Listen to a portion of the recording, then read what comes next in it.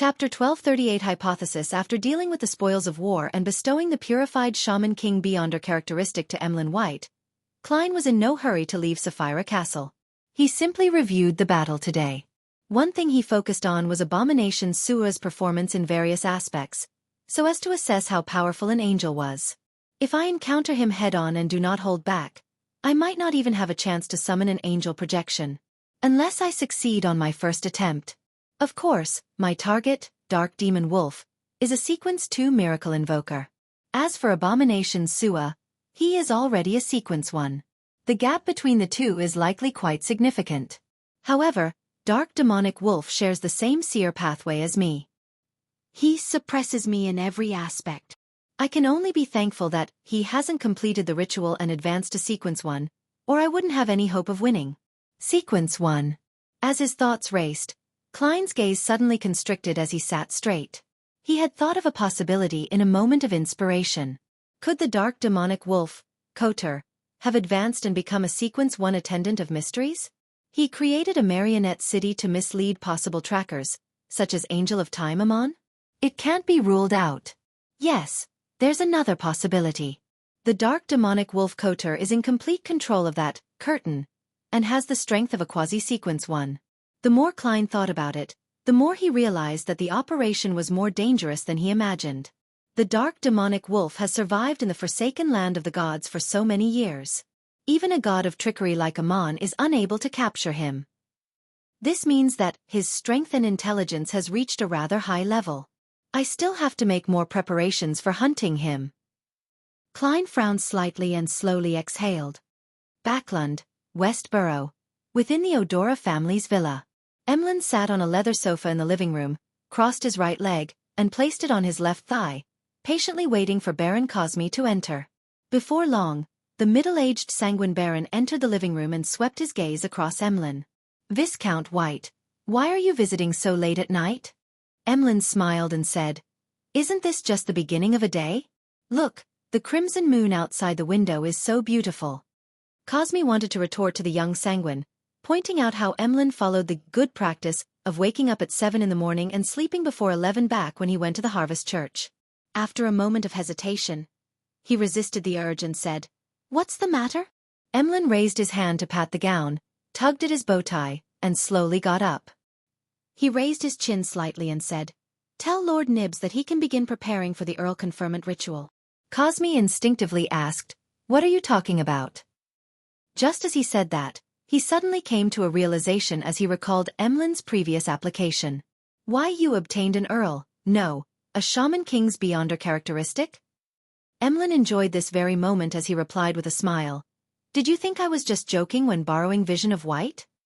As he spoke, he took out the bronze box inlaid with many ruby gems. He opened it and revealed the eyeball-shaped glass sphere inside, indicating that he hadn't lost it and was about to return it. Cosme's eyes flickered as he said, The Rose School of Thought's Temperance faction still has such powerful strength? Then why did they cooperate with you? The upper echelons of the Sanguine in Backlund, which was also the grandfather of Cosme, Marquis Nibs Odora, didn't think highly of Emlyn's previous application. He wanted to wait for the cooperation with the Rose School of Thought to fall through before Emlyn had no choice but to seek help from him or their demigods. Emlyn glanced at him and replied with a smile, It's a secret. This was the tone he learned from Gehrman Sparrow. He found it cool and thought that it suited his preferences. At the same time, this was the key point that the Hanged Man had repeatedly told him during the free exchange of the Tarot Club. Only by maintaining a sense of mystery would the upper echelons of the Sanguine experience certain fear. This prevented them from finding excuses or using their status to take away the Shaman King characteristic. Without waiting for Cosme to respond, Emlyn threw the bronze box containing the Vision of White and buttoned up his suit. He walked past the Baron and walked to the door of the living room. As he was about to leave, Emlyn stopped. Without turning his head, he straightened his back and looked straight ahead. Remember to address me as Earl next time. With the ancestors' blessings and the importance the moon had placed on him, he was filled with confidence in becoming a Shaman King. Cosme's facial muscles twitched, but he maintained his silence. Only after Emlyn left did he find it difficult to control his warped expression. As a sanguine who had existed since the time of Roselle, he was many years older than Emlyn, but he remained a baron. He was just slightly better than those without a noble title. As for Emlyn, who was considered a laughingstock amongst the younger generation of the Backland Sanguine, he was about to cross the border separating mortals and gods. He would become a Sequence 4 Shaman King, a Sanguine Earl. How could Cosme not lose his composure? How could he not be jealous?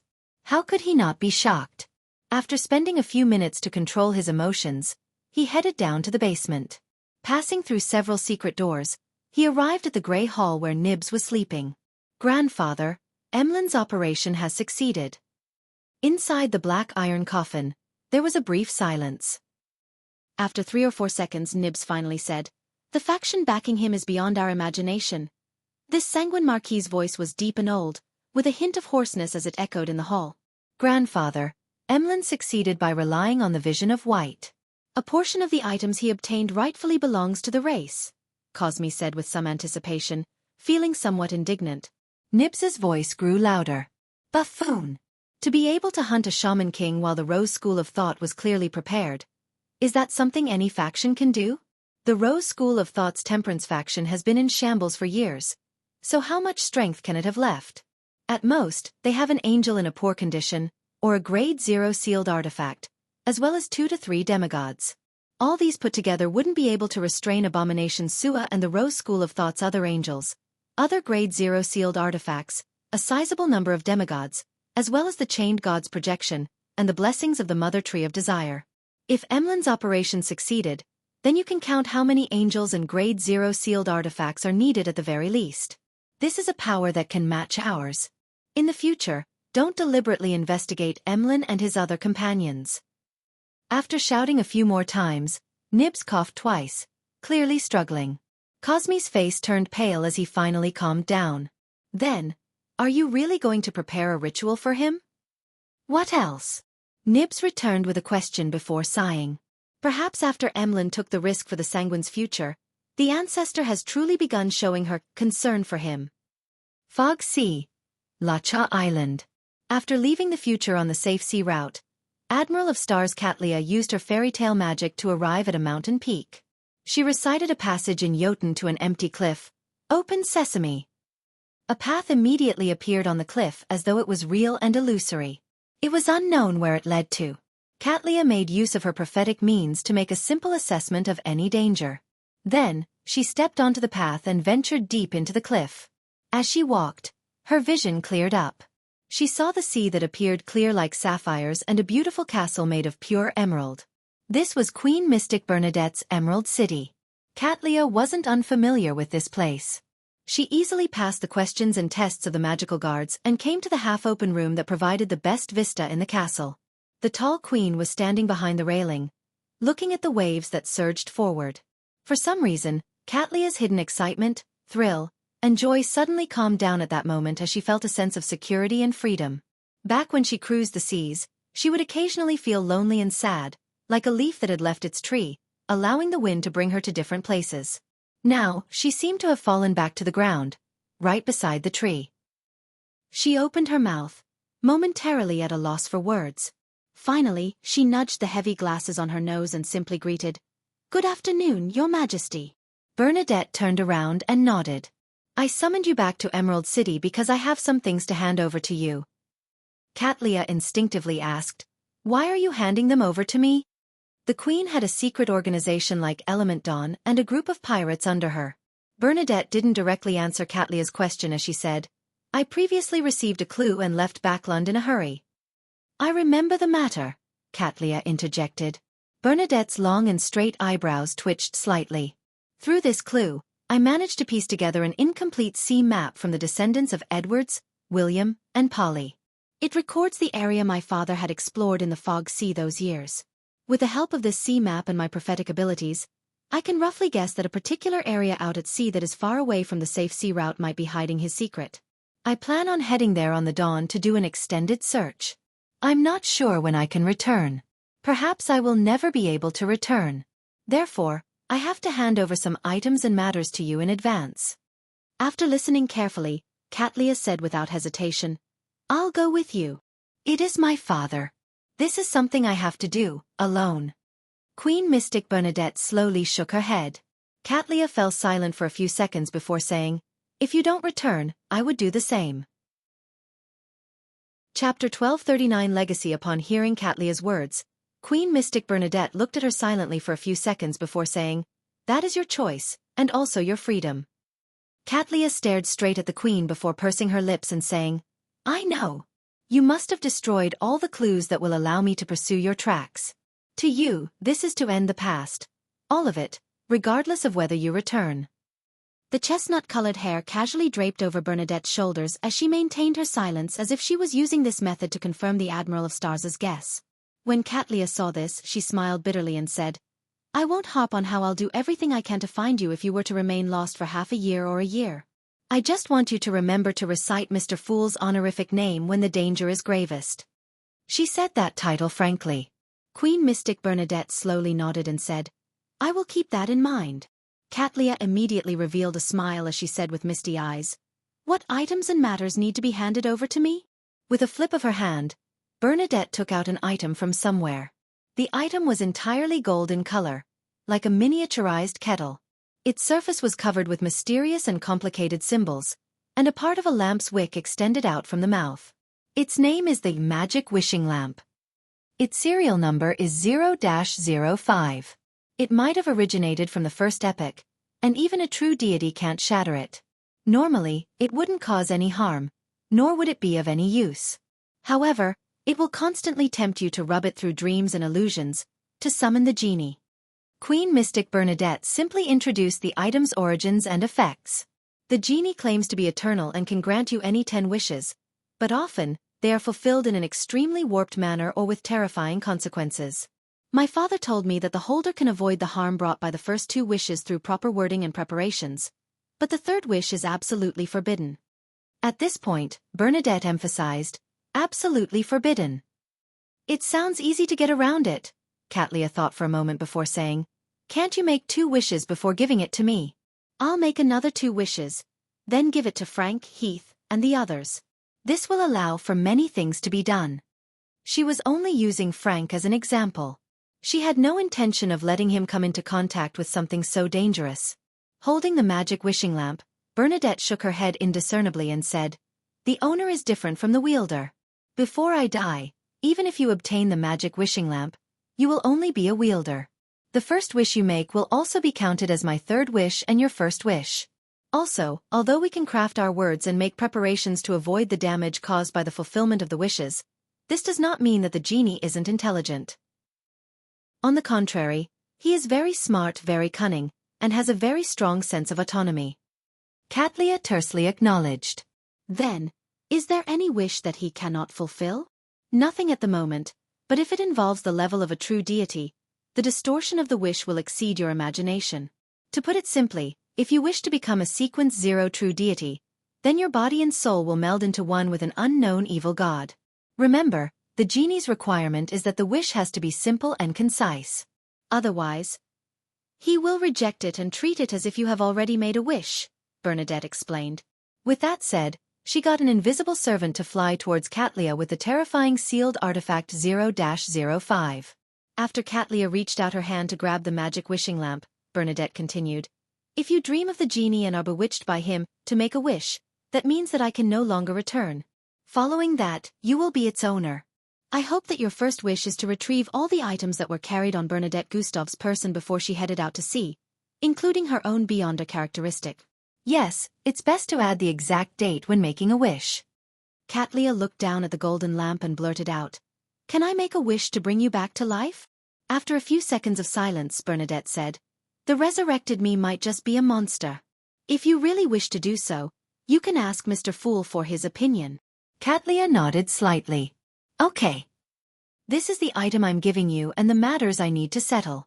I'll leave the rest to the Element Dawn. They will have a new leader and won't collapse because of a person's disappearance." Bernadette didn't beat around the bush, indicating that this was the main reason she had summoned Katlia to Emerald City.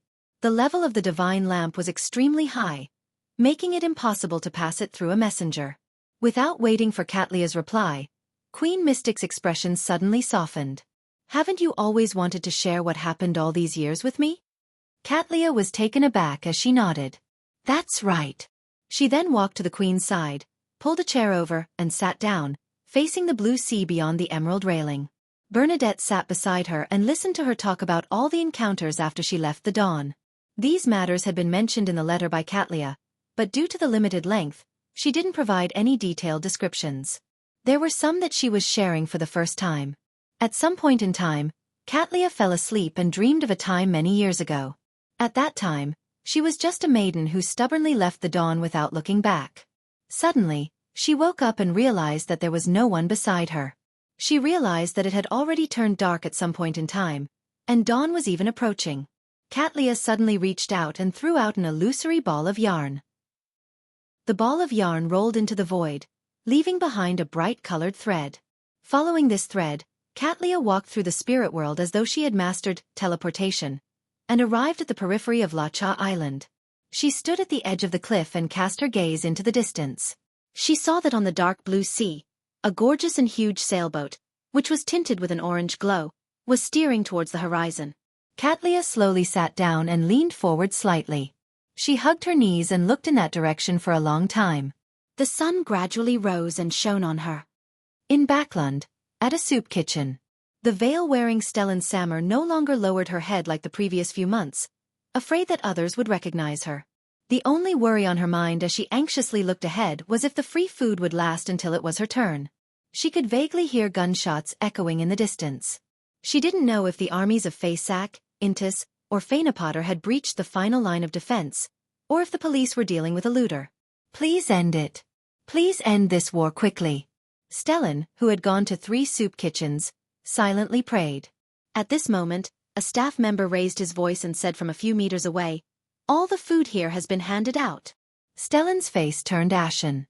She looked up at the dark sky and dragged her feet in despair and numbness before returning to the house at 17 Minsk Street. The moment she opened the door, her 2 children rushed over and raised their innocent faces. "Mommy, did you get any bread?" "Mommy, I'm hungry." They were twins, a boy and a girl. Both of them were very adorable. Stellan held back her tears and forced a smile. "Yes." She then entered the house, took out some pieces of bread she had stashed, and split it among the 2 children. As she watched the 2 children eat the bread without any regard for etiquette, Stellan's expression kept changing. It cycled between sorrow and pain. Not long after, her husband Luke Sammer returned home, but he too didn't have any food in his hands. Ever since the Koim company was taken over by the military during the war, this former manager had lost his job. He could only rely on their past savings and maintain his family via government aid. "I didn't manage to." Seeing his wife's hopeful gaze, this burly man with a messy beard lowered his head in shame. Stellan, who still looked rather pretty while in her 30s, took a deep breath and said, "Me too. I'll go out and queue again. There should still be places that haven't finished distributing food." Without waiting for her husband to respond, she rushed out of the door. Luke immediately turned around and said to her back, "I'll find another one too." Stellan didn't stop. She walked 2 streets and arrived in front of a house with a garden. Not long after, she saw the owner of the place, a tycoon in his 50s. "I want to buy some food." Stellan took out a stack of crumpled bills. The grizzled elder smiled and said, "And why should I sell it to you? I remember that you rejected me last time." Stellan's face paled. Without a word, she lowered her head and unbuckled her belt with her other hand. With a snap, the leather belt that was originally very exquisite but now had quite a few stains fell to the ground. Luke Sammer wandered aimlessly on the streets, unsure where he could find food. Looking at the small number of pedestrians passing by, and the bags that they were trying their best to protect, the scholarly gentleman's eyes gradually turned red. Unknowingly, he followed someone and turned into a street. In less than an hour, the curfew would begin. This was a rare opportunity for him. That person stopped outside a house and walked towards the door feebly. At this moment, the person suddenly fainted and fell to the ground. Luke subconsciously took a few steps back before quickly approaching to test the pedestrian's breathing. His gaze unconsciously fell on the paper bag in the man's embrace, and he could smell the aroma of bread. Luke gulped and reached out for the bag. As he moved his hand, he looked back in fear at the house that this pedestrian was trying to enter. He saw a child's drawing pasted on the oriel window.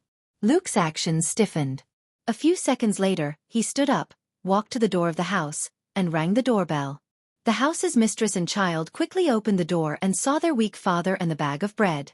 The curfew arrived very quickly, and Luke returned to Minsk Street dejectedly. Just as he opened the door, he saw his wife smiling at him. "I got food." "That's great." Luke heaved a sigh of relief and hugged her tightly. Audrey walked along the streets and alleys, with no one capable of seeing her. She didn't say anything and walked back to Empress Borough, all the way back into the luxurious mansion where she smelled the aroma of pan-fried foie gras and other delicacies. After staring silently for a while, she saw the maids coming and going. Finally, she headed upstairs to her room.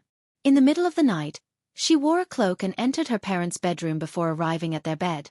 After staring at them for a long time, Audrey knelt down on one knee and pressed her forehead against her father's hand. Beads of water dripped onto the carpet. Then the blonde, green-eyed noble lady slowly raised her head and said to her sleeping parents, choking, "Daddy, Mommy, thank you. Thank you for teaching me what pity, kindness, and virtue are." As soon as she finished speaking, she closed her eyes and stood up abruptly. Turning around, she walked towards the door, no longer wearing the slightest emotions on her face. Chapter 1240. The tide. In the early morning, Earl Hall woke up at his usual time and took a stroll in his garden and lawn.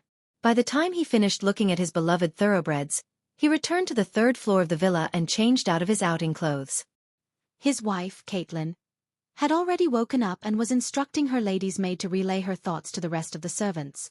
"It's time for breakfast." Earl Hall stood beside the coat rack and smiled at his wife.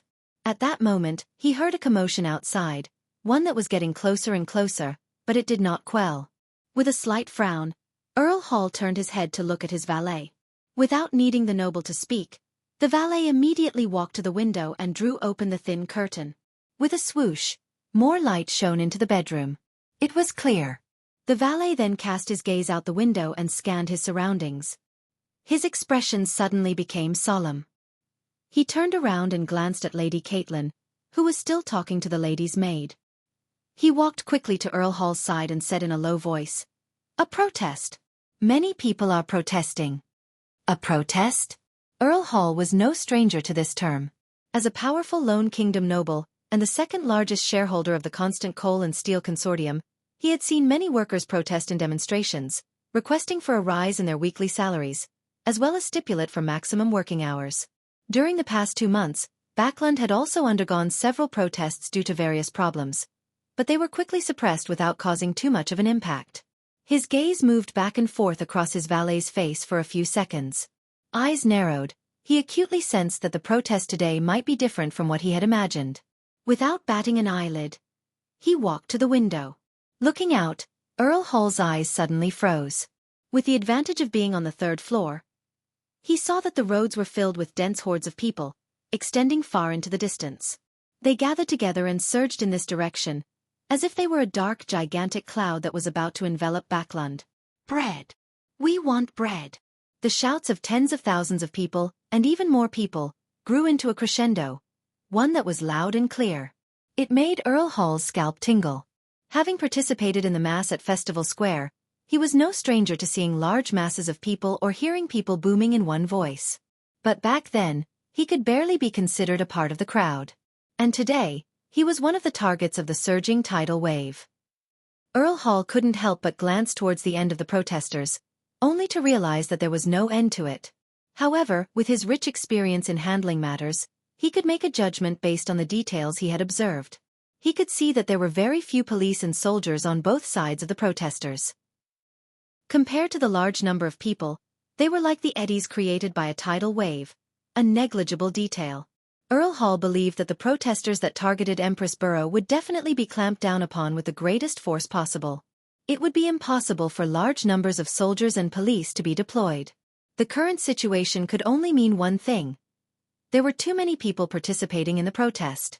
As such, the soldiers and police were spread too thin. A protest numbering more than 100,000 people? Perhaps more. A protest arising from a food shortage can turn into a riot and looting at any time. It might still seem orderly now, because there are many organizers and leaders? Damn it. Didn't MI9 and the various churches notice any signs? How could such a large-scale protest be organized overnight? Even if Backlund has become a gunpowder keg, It would still require quite a number of matchsticks to light it. Thoughts ran through Earl Hall's mind as his expression grew graver. Bread. We want bread. The shouting became louder and more uniform, as if there was a tsunami in the city. At that moment, the servants in Earl Hall's mansion sensed the commotion. All of them went to the windows and looked beyond the compound gates. Their faces turned pale, as though they had encountered a flood that could not be avoided. Bread. We want bread. Countless voices converged together, as the dense masses exuded a suffocating presence. Earl Hall snapped to his senses. He subconsciously wanted to get someone to send a telegram to the royal family to get them to organize an army to suppress the protesters. However, after further observation, he realized that quite a number of protesters were wearing military uniforms and were disabled. Bread. We want bread. The soldiers in charge of maintaining order looked at the protesters with pity and pointed their guns at the sky. Among those people were their old comrades, their parents and children, their friends, neighbors, and large numbers of people who simply desired the same right to live like them. They just didn't want to starve to death. How could they not feel pity and empathy? At first, such feelings might have arisen in a handful of soldiers and police, but it quickly spread to almost everyone. In the past, under their officers' supervision at gunpoint, they would have accepted all orders without any protest. But now, many people were thinking, any son of a bitch who dares to get me to fire shall be fired upon. Bread. We want bread. From the shouts and the impact of the huge crowd, the color in Earl Hall's face drained. He couldn't help but retract his gaze and look at the guards and bodyguards gathered outside the house. He looked at the Beyonders of the Church of Evernight who were responsible for protecting his family, and he realized that the reactions of the two were different. The guards and bodyguards were filled with fear. The expressions of the secretly hired Beyonders had already become rather solemn. As for the protectors from the Church of Evernight, their gazes were filled with pity and empathy. To the Church, I might be equivalent to 1,000 believers, but there are tens of thousands, hundreds of thousands, or even more. Earl Hall instantly came to a realization of the consequences of what he had planned to do. Even though they were armed to the teeth, there was no way they could fend off so many protesters with just a few bodyguards. Once the conflict erupted, the Beyonders of the Church of Evernight couldn't be counted on at all. It was already a blessing by the goddess if his family could escape Empress Burrow with the bodyguards he hired. For the first time, Earl Hall experienced the strength of the masses. He experienced the terror of the unity of people. As this thought flashed through his mind, he immediately turned his head and instructed his valet, "Send a telegram to the Prime Minister and send a telegram to the other nobles. Say that I'm willing to take the lead and donate most of our food. Get them to remain calm." As the radio signals exchanged across the air, the nobles living in Empress Burrow all learned of his attitude. The present Duke Negan looked out the window with a serious expression.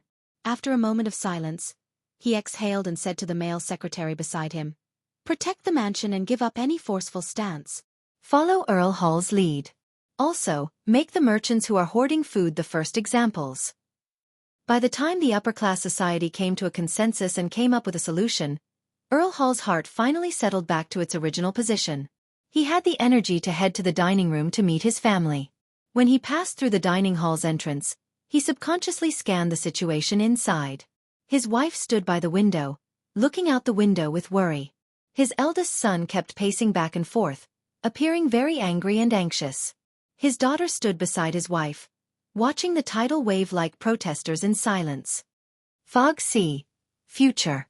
Katlia stepped on a resplendent bridge formed from starlight and returned to the deck. "Captain, you have to do something about Frank this time." Bosun Nina rushed over and shouted.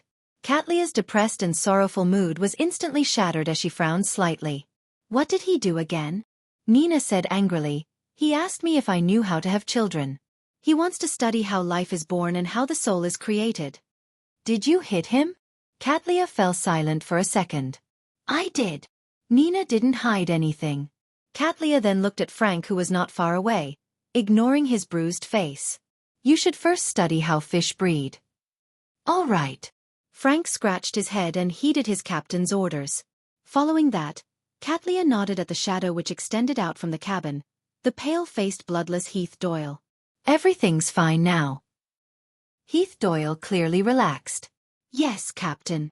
After this farce with her crew, Katlia finally returned to the real world. While they weren't paying attention, She rubbed her temples and flew into the captain's cabin. Following that, she sealed the cabin with magic and took out the Grade 0 sealed artifact, Magic Wishing Lamp. After finishing her preparations, Katlia sat at her desk and lowered her head. She used Jotun to recite Mr. Fool's honorific name to report to him about Queen Mystic. Holding a lantern in hand, Klein surveyed the surrounding area of the northern city ruins. He turned his head slightly and listened for a few seconds before following the process of entering the world above the gray fog. He then sat on the high-backed chair belonging to the fool at the end of the long mottled table, spreading his spirituality towards the crimson star representing the hermit. Queen Mystic has some preliminary clues to the primitive island. She plans on leaving the safe sea route to do an extended search. That primitive island was discovered by Emperor Roselle by chance. It's very likely that one of his 9 secret mausoleums is hidden on it. This is the only one that hasn't been discovered and destroyed at the moment. It's the hope of the Emperor's resurrection. However, the living beings on that primitive island seem to worship an unknown power that comes from the cosmos. Just understanding the cosmos that will lead to corruption. I need to remind Ma'am Hermit to warn Queen Mystic. Magic Wishing Lamp. Magic Wishing Lamp? So this Grade 0 sealed artifact is in the hands of Queen Mystic. It's a combination of a miracle invoker's beyonder characteristic and a characteristic of unknown origins. Even a true deity can't shatter it. Just as he finished listening to 0-05's description, he immediately adjusted his vision and enlarged the scene of the golden kettle-like magic wishing lamp. Suddenly, the wick at the mouth of the magic wishing lamp lit up. Chapter 1241 Genie. The light emitted by the lamp's core was extremely viscous, like water that had been infused with quite a bit of sugar. It spewed out, forming a distorted and blurry golden figure. This figure instantly occupied the crimson star representing the hermit, cutting off his ability to sense Katlia. Sitting at the end of the long bronze table, Klein's eyes widened as a thought subconsciously flashed across his mind, as expected of a sealed artifact labeled 0-05. Although the serial number of Grade 0 sealed artifacts was usually based on the order of the time the Orthodox churches obtained or understood them, it had to be known that this set of rules was officially established after the 7 churches truly ruled over the world, which was the late 4th epoch and early 5th epoch. Back then, most Grade 0 sealed artifacts had already appeared, and they had been learned of or obtained by the Orthodox churches. This resulted in a situation where the ones with smaller serial numbers being Grade 0 sealed artifacts that were more powerful, terrifying, and unimaginable. Then, the rest were labeled based on the order of appearance. In addition, although it wasn't wrong to say that an item was more powerful the more ancient it was, for an item from the first epoch that the ancient gods were unable to affect, it definitely meant that even deities didn't fully comprehend their secrets. This way, the smaller the number was, the more terrifying the Grade 0 sealed artifact was. Of course, based on this rule, the Grade 0 sealed artifacts with higher serial numbers weren't necessarily worse than the first 10. Perhaps it was simply because they were discovered or obtained by the church at a later date. Without any numbers left for them, they could only be serialized. Just as a thought flashed through his mind, the golden figure's gaze pierced through the crimson star representing the hermit and towards the ancient palace above the gray fog. Following that, his voice echoed in an unusually magnificent manner. "Long time no see. Long time no see? Long time no see." He knows the former owner of Sapphira Castle, the celestial worthy of heaven and earth for blessings? No, it should be him, a genie who claims to be eternal. He can actually use Ma'am Hermit's prayer to directly talk to me. A thought flashed through Klein's mind as he tensed up. Based on his experience over the recent years, as well as his ability as a clown, his body suddenly relaxed and he leisurely leaned back into his chair. Following that, Klein replied, "Heh." He didn't give an affirmative answer, nor did he deny that he was a fake. He only showed a look of contempt and wore a supercilious look. The blurry golden figure harumphed. "You've actually been weakened so much. It's no wonder that I haven't heard of your honorific name in the past few millennia." Honorific name. Weak. He really knows the former owner of Sapphira Castle. Is that an existence who was active during the first epoch? Amidst his thoughts, Klein smiled and said, "What you see might not be the truth." "Ha ha." The twisted and blurry golden figure laughed and said, "You're still your usual self, always trying to scam others, but the condition of Sapphira Castle cannot fool me. Under normal circumstances, there's no way for me to pass through the outer layers of protection to communicate with you. How do you know that I didn't do it on purpose?" Klein asked in a relaxed manner. There's no point in lying to me, the distorted blurry golden genie immediately replied. Why do I feel like the victim of fraud is saying that I'm penniless, to the point of having sold my kidney? Back then, what did the previous owner of Sapphira Castle, the one suspected to be the celestial worthy of heaven and earth for blessings, do to the genie? Part of the characteristics of this magic wishing lamp is that of a miracle invoker. Using his lampooning to relieve the pressure in his heart, Klein smiled. It's not up to you to decide whether there's any point. The blurry golden figure trembled slightly. From the state of Sapphira Castle, you seem to have a need for a miracle invoker beyond her characteristic. He did not harp on the topic and instead pointed out the situation he had observed. This fellow can actually see through this matter. His level is really very high. He is able to separate the miracle invoker beyond her characteristic from the magic wishing lamp? Klein's eyes narrowed as he nearly lost his composure. He immediately controlled his actions and expression and replied with a smile, "If you think so." The blurry and distorted golden figure once again made his magnificent voice echo above the gray fog. "We can make a deal. You will remove my seal and give me freedom. I will leave the miracle invoker beyond her characteristic to you, and only take away the portion that belongs to me. As for a witness, let's use our spherote. Although both you and I have means to resist the backlash and reduce the damage caused by breaching the contract, it won't be without a price. We both need to consider the consequences. I promise I won't stay here any longer than necessary." Sealed. Spherote. The terrifying nature of the magic wishing lamp is a seal of an existence that's at least at the true deity level? With a thought, Klein quickly analyzed the viability of the matter. Soon he made a decision. He was not to be bewitched. There were two reasons for this. Firstly, he wasn't the real owner of Sapphira Castle. There was a limit to what he could do and handle. Secondly, he had received some mysticism education and had gleaned experiences as a nighthawk. He knew not to trade with unknown existences or bear any hope in being lucky. Having made up his mind, he calmed down and focused on how to gather more information. The genie was suspected to originate from the darkest, most chaotic, and most mysterious first epoch, so he definitely knew a lot. After some thought, the corners of Klein's mouth curled up. "Do you think such conditions can move me?" He planned to see how high the chips the genie could offer, so as to pry into certain of his secrets. Upon hearing this, the flickering golden figure's eyes suddenly lit up in a literal manner. His gaze seemed to land directly on Klein as his magnificent voice quaked the ancient palace like thunder. "You are not him. You are not him." At that moment, Klein was a little stunned and also a little frightened. It was as if he was performing a grand magic show only to have a member of the audience suddenly point out his trick. He didn't know what was wrong with his rhetorical question, nor did he know what exactly was wrong. It was difficult for him to analyze the pros and cons in a short period of time, and give a reaction that matched the current situation. Why did he suddenly realize that I'm not the former owner of Sapphira Castle, the suspected celestial worthy of heaven and earth for blessings? Isn't my rhetoric question very reasonable? Since we're talking about a deal, bargaining should be allowed. The former owner of Sapphira Castle that the genie knew wasn't like that? Impossible. Why would a person who's good at deceit show his hand so readily? How can there not be some level of negotiation and pressure? Shit, too many thoughts are running through my mind. Nearly 10 seconds have passed. I didn't immediately answer the genie's accusation, so it's a form of indirect admittance. When it came to being exposed, Klein didn't have much experience. He was momentarily unsure for a response. Just as he raised his vigilance and was about to produce the Staff of the Stars and activate Sapphira Castle's powers to resist the possible attack from the genie, the golden and blurry figure suddenly laughed. Ha ha, ha ha, ha. This laughter seemed to stir his soul, causing Klein, who was inside Sapphira Castle, to nearly show signs of losing control. It wasn't easy for him to remain calm. There's no intention to attack, but the influence of natural dissipation. What's the genie laughing about? What's so funny? Klein frowned as he thought of one possibility after another, but he felt that they didn't match reality.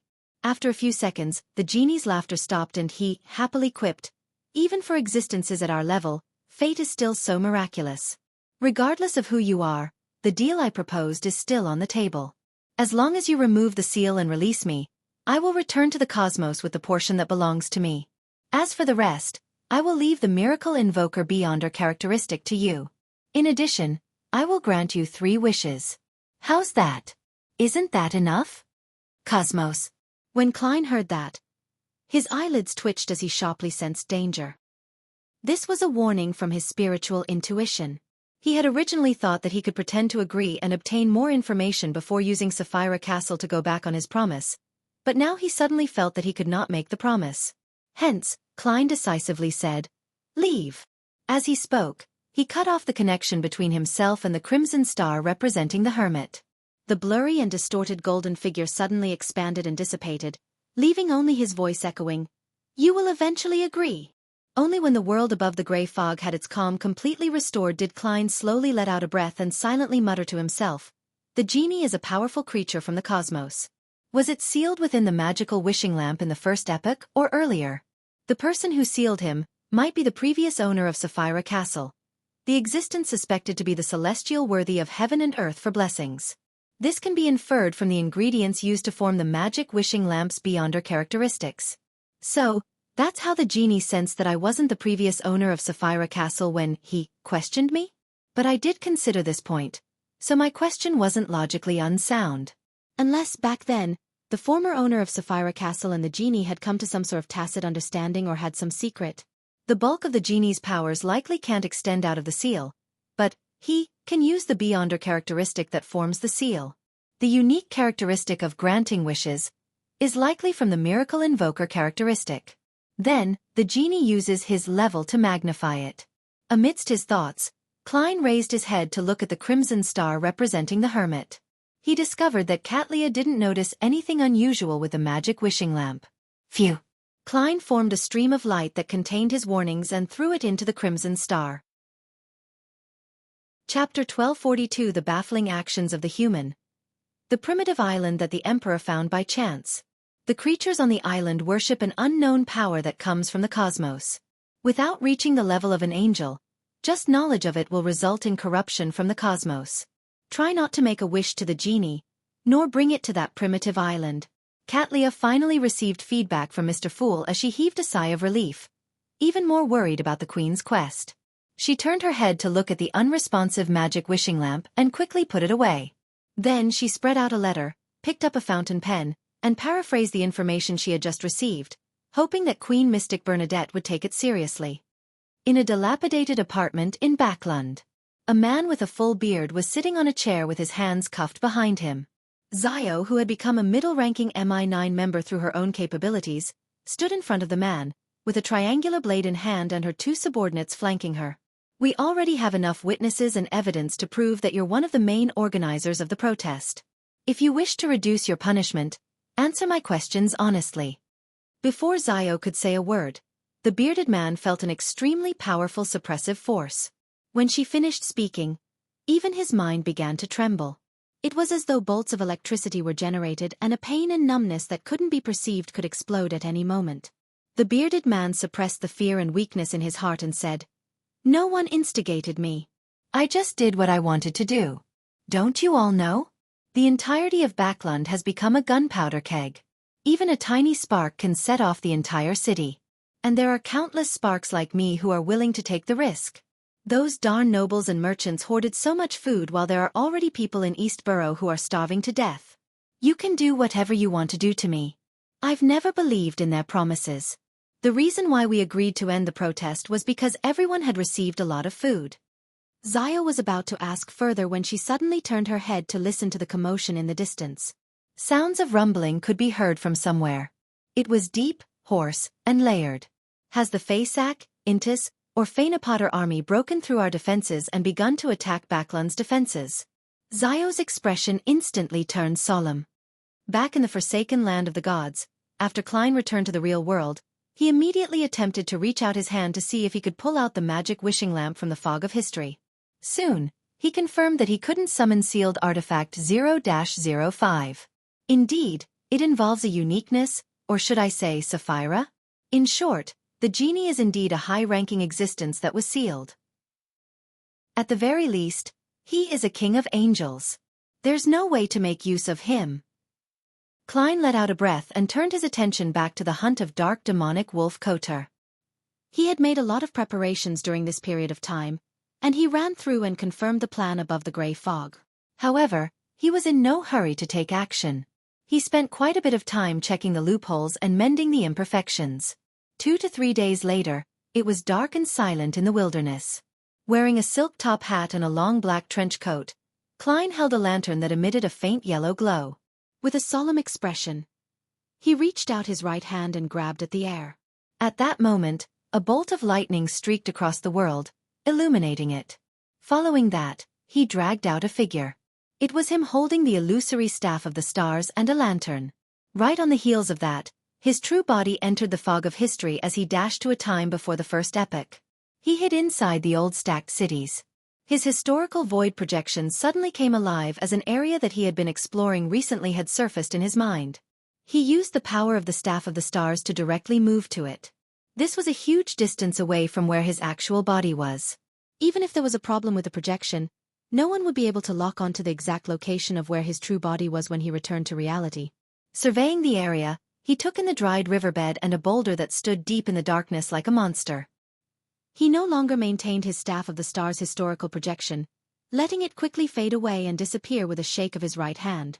After doing all of this, he walked to the boulder, put down the lantern, and began chanting an honorific name in Jotun, the dark lord that exists alongside history, the embodiment of countless miracles, the god of wishes. This was the dark demonic wolf's honorific name that he had obtained from the Evernight goddess. Although the mythical creature might not be using it anymore, or had perhaps changed it a long time ago, it was undoubtedly referring to him when it came to mysticism. Deep within a mountain range, in an ancient castle, giants, elves, humans, and vampires each held the role as gardeners, chefs, servants, and guards. They all had different expressions and would whisper to each other when they met, making them appear lively and intelligent. However, once they returned to their rooms, they would immediately turn dull. Their eyes would no longer move as their bodies floated up and hung from the ceiling. In the depths of the castle, in a hall where only lightning could light it up from outside the window, a huge figure lay quietly in the darkness. Its body was like a tiny mountain that was covered in dark short fur. Its pitch-black pupils covered at least 3/4 of its eyes, and at its forehead was a tuft of grayish-white fur. Its head resembled a magnified, twisted feral wolf. This was none other than the god of wishes, dark demonic wolf Kotor. Suddenly, this demonic wolf, which was more exaggerated than an ordinary giant, raised his head. Every strand of his dark and short hair began to sway as all the servants in the castle followed his actions. Kotor's eyes moved slightly as he turned his head slightly, as though he was listening to something. In the next second, he opened his mouth and let out a soundless roar and summoned another hymn. As soon as this dark demonic wolf appeared, Kotor's body leaped into the grayish-white fog as he dashed to a certain historical spot of light in the second epoch. This was a piece of secret history that he knew. In the real world, the dark demonic wolf's historical void projection made a wish in a tongue-twisting language. Then, with a flash of his figure, he directly moved to a mountain near the northern city of Noise. After making the necessary preparations, the god of wishes allowed a strand of dark, short hair to fall off, turning into an illusory worm of spirit that expanded into the corresponding prayer point of light. With its help, Kotor saw who was praying to him. It was a young man wearing a strange hat and strange clothes. He stood beside a glass lantern and softly chanted the honorific name of the god of wishes. The dark demonic wolf's huge, pitch-black pupils turned and saw that the young man was covered in a layer of grayish-white fog. There were some things that could not be seen clearly in the fog. As a Sequence 2 angel of the seer pathway, this mythical creature could clearly sense that the fog was similar to the fog of history. It could sense a strong attraction force from something in the fog. Sapphira Castle? Having heard some matters from the ancient god, Phlegria, the king of demonic wolves, he instantly had a guess. Under this premise, he had many thoughts regarding the young man. Using Sapphira Castle to attract me and make me attack him on my own accord, and then confirming my location? This is a bait? Indeed, he's just a historical void projection. It's unknown which time fragment his true body is hiding in. It's unknown where the ambusher is hiding. Previously, Sapphira Castle clearly had an anomaly. I controlled myself and didn't attempt to search for the corresponding region or the clues that might be left behind. Why do they think I will fall for it? It's just an attempt, switching to another when it doesn't work? Or is there something wrong with this prayer? Hee hee, I've lived for thousands of years. After experiencing so many things, what kind of situation have I not seen? The best solution now is to ignore him and not spy on him. I'll just remember him. The dark demonic wolf quickly made a decision and planned to observe for a while longer before destroying that prayer point of light. At this moment, he saw the young man open his mouth again. The sun that is eternal, you are an inextinguishable light, you are the embodiment of order. The dark demonic wolf was somewhat puzzled as to what the young man was trying to do. In this forsaken land, praying to the other true deities was useless. In the next second, Klein once again chanted another deity's name. The Lord that created everything, the Lord who reigns behind the curtain of shadows, the degenerated nature of all living things. The dark demonic wolf's pupils dilated slightly. He was confused by the actions of the human in the prayer light. Before he could make any guesses, Klein muttered the third honorific name, the clock hand that tampers with time, the shadow that roams across fate, the embodiment of deceit and trickery. He is praying to Amon. The dark demonic wolf was already completely at a loss as to what the other party was up to. He instinctively felt that something was amiss and immediately wanted to wipe away the corresponding prayer point of light. Suddenly, he saw the young man lift his head and smile. He then took out a crystal monocle and put it on his right eye. In just one prayer, Klein's historical void projection had turned into blasphemer Amon's avatar. Almost at the same time, the dark demonic wolf felt the other party's gaze pass through the prayer light and land on him. Then, Amon looked past him, and into the fog of history where his true body was. Without any hesitation, he immediately destroyed the prayer light. As for his true body, he dispelled the gaze and removed the maintenance of the historical projection. In the fog of history, in the stacked city of old, Klein suddenly stood up. A scene surfaced in his mind. A few seconds before this scene took shape, he had severed the connection between his body and the historical void projection, doing so in order to avoid having Amon descent right beside him. The baffling actions that he had previously done were mainly to confuse the dark demonic wolf. He wanted him to continue observing after realizing that the supplicant wasn't the true body. This made him increase the time he spied on Sapphira Castle. In the end, he prayed to Amon, using the possible descent and influence of the god of deceit to hide the tracks of Sapphira Castle's reverse corruption of the dark demonic wolf. If Amon hadn't responded and merely watched by the sidelines, Klein would use the monocle he had prepared to deceive the dark demonic wolf. Chapter 1243 Hectic but not confused deep within a mountain range, in the ancient castle. As soon as dark demonic wolf Kotor returned from the fog of history, he instinctively removed all connections with the outside world. He was prepared to abandon this place and move elsewhere. Although he still hadn't figured out what had happened, with an accident already happening, his experience told him that he couldn't take any chances at all. He should retreat and give up as required of him. At the same time, a thought came to Klein's mind in the city of old. His figure instantly appeared in the ancient palace above the grey fog. At the seat belonging to the fool, he merged with the constantly distorted and scattered crimson figure and took form. In this mysterious space, the crimson stars that represented justice, the hanged man, the star, and the other members of the tarot club were constantly expanding and shrinking. They emitted layers of ripples that formed a mighty wave. This was one of the preparations that Klein had made in advance. In the name of Gehrman Sparrow, he had used different reasons to get the members of the tarot club to pray to Mr. Fool one after another, asking this existence to pass a certain answer to Mr. World.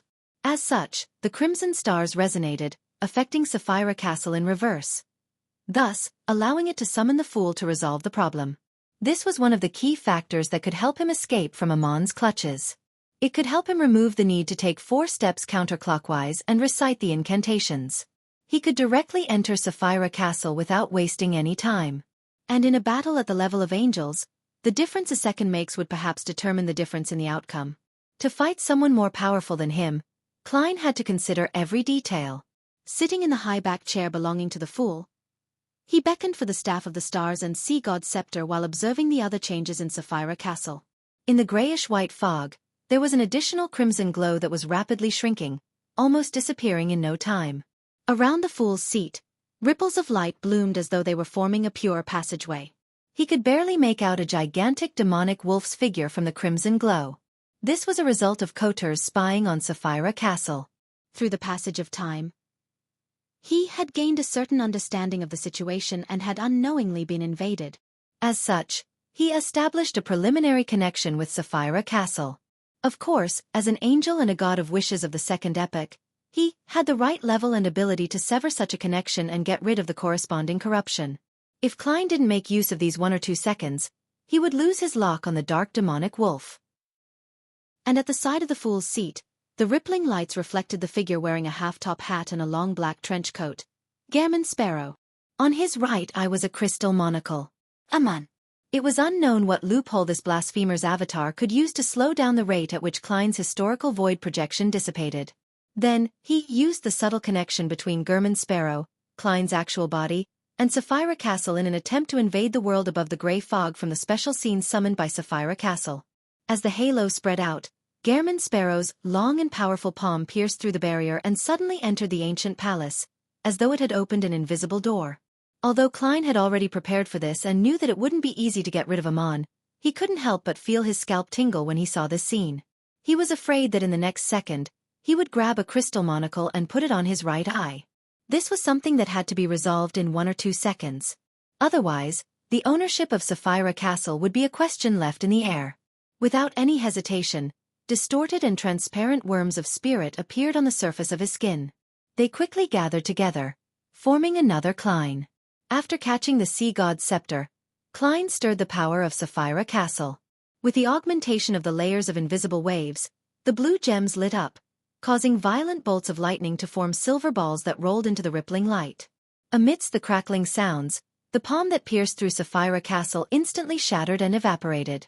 The spherical lightning that was filled with destructive aura expanded outwards, descending into reality, enveloping the monocled Gehrman Sparrow. This historical void projection was only barely maintained with the use of loopholes, so it collapsed after suffering such a strike. He could only adjust the crystal monocle and shake his head in regret as he watched his figure rapidly fade away after being shattered by the electric bolts. As a small portion of the worms of spirit responded to Amon's prayer, Klein grabbed the Staff of the Stars with his actual body. He held the staff embedded with many gems and aimed the Grade 0 sealed artifact at the rapidly shrinking crimson light. At the same time, a scene appeared in his mind. The rubies, emeralds, sapphires, and pearls on the Staff of the Stars lit up one after another. Gong! The sound of a distant bell seemed to have transcended an infinite amount of time as it echoed within the grayish-white fog, reverberating within the crimson light. The pitch-black darkness in front of dark demonic wolf Kotor suddenly faded, revealing a huge stone wall clock. The wall clock was ancient and mottled, and its surface was grayish-white and bluish-black, split into 12 segments. Each segment had different symbols that represented the different times of the day.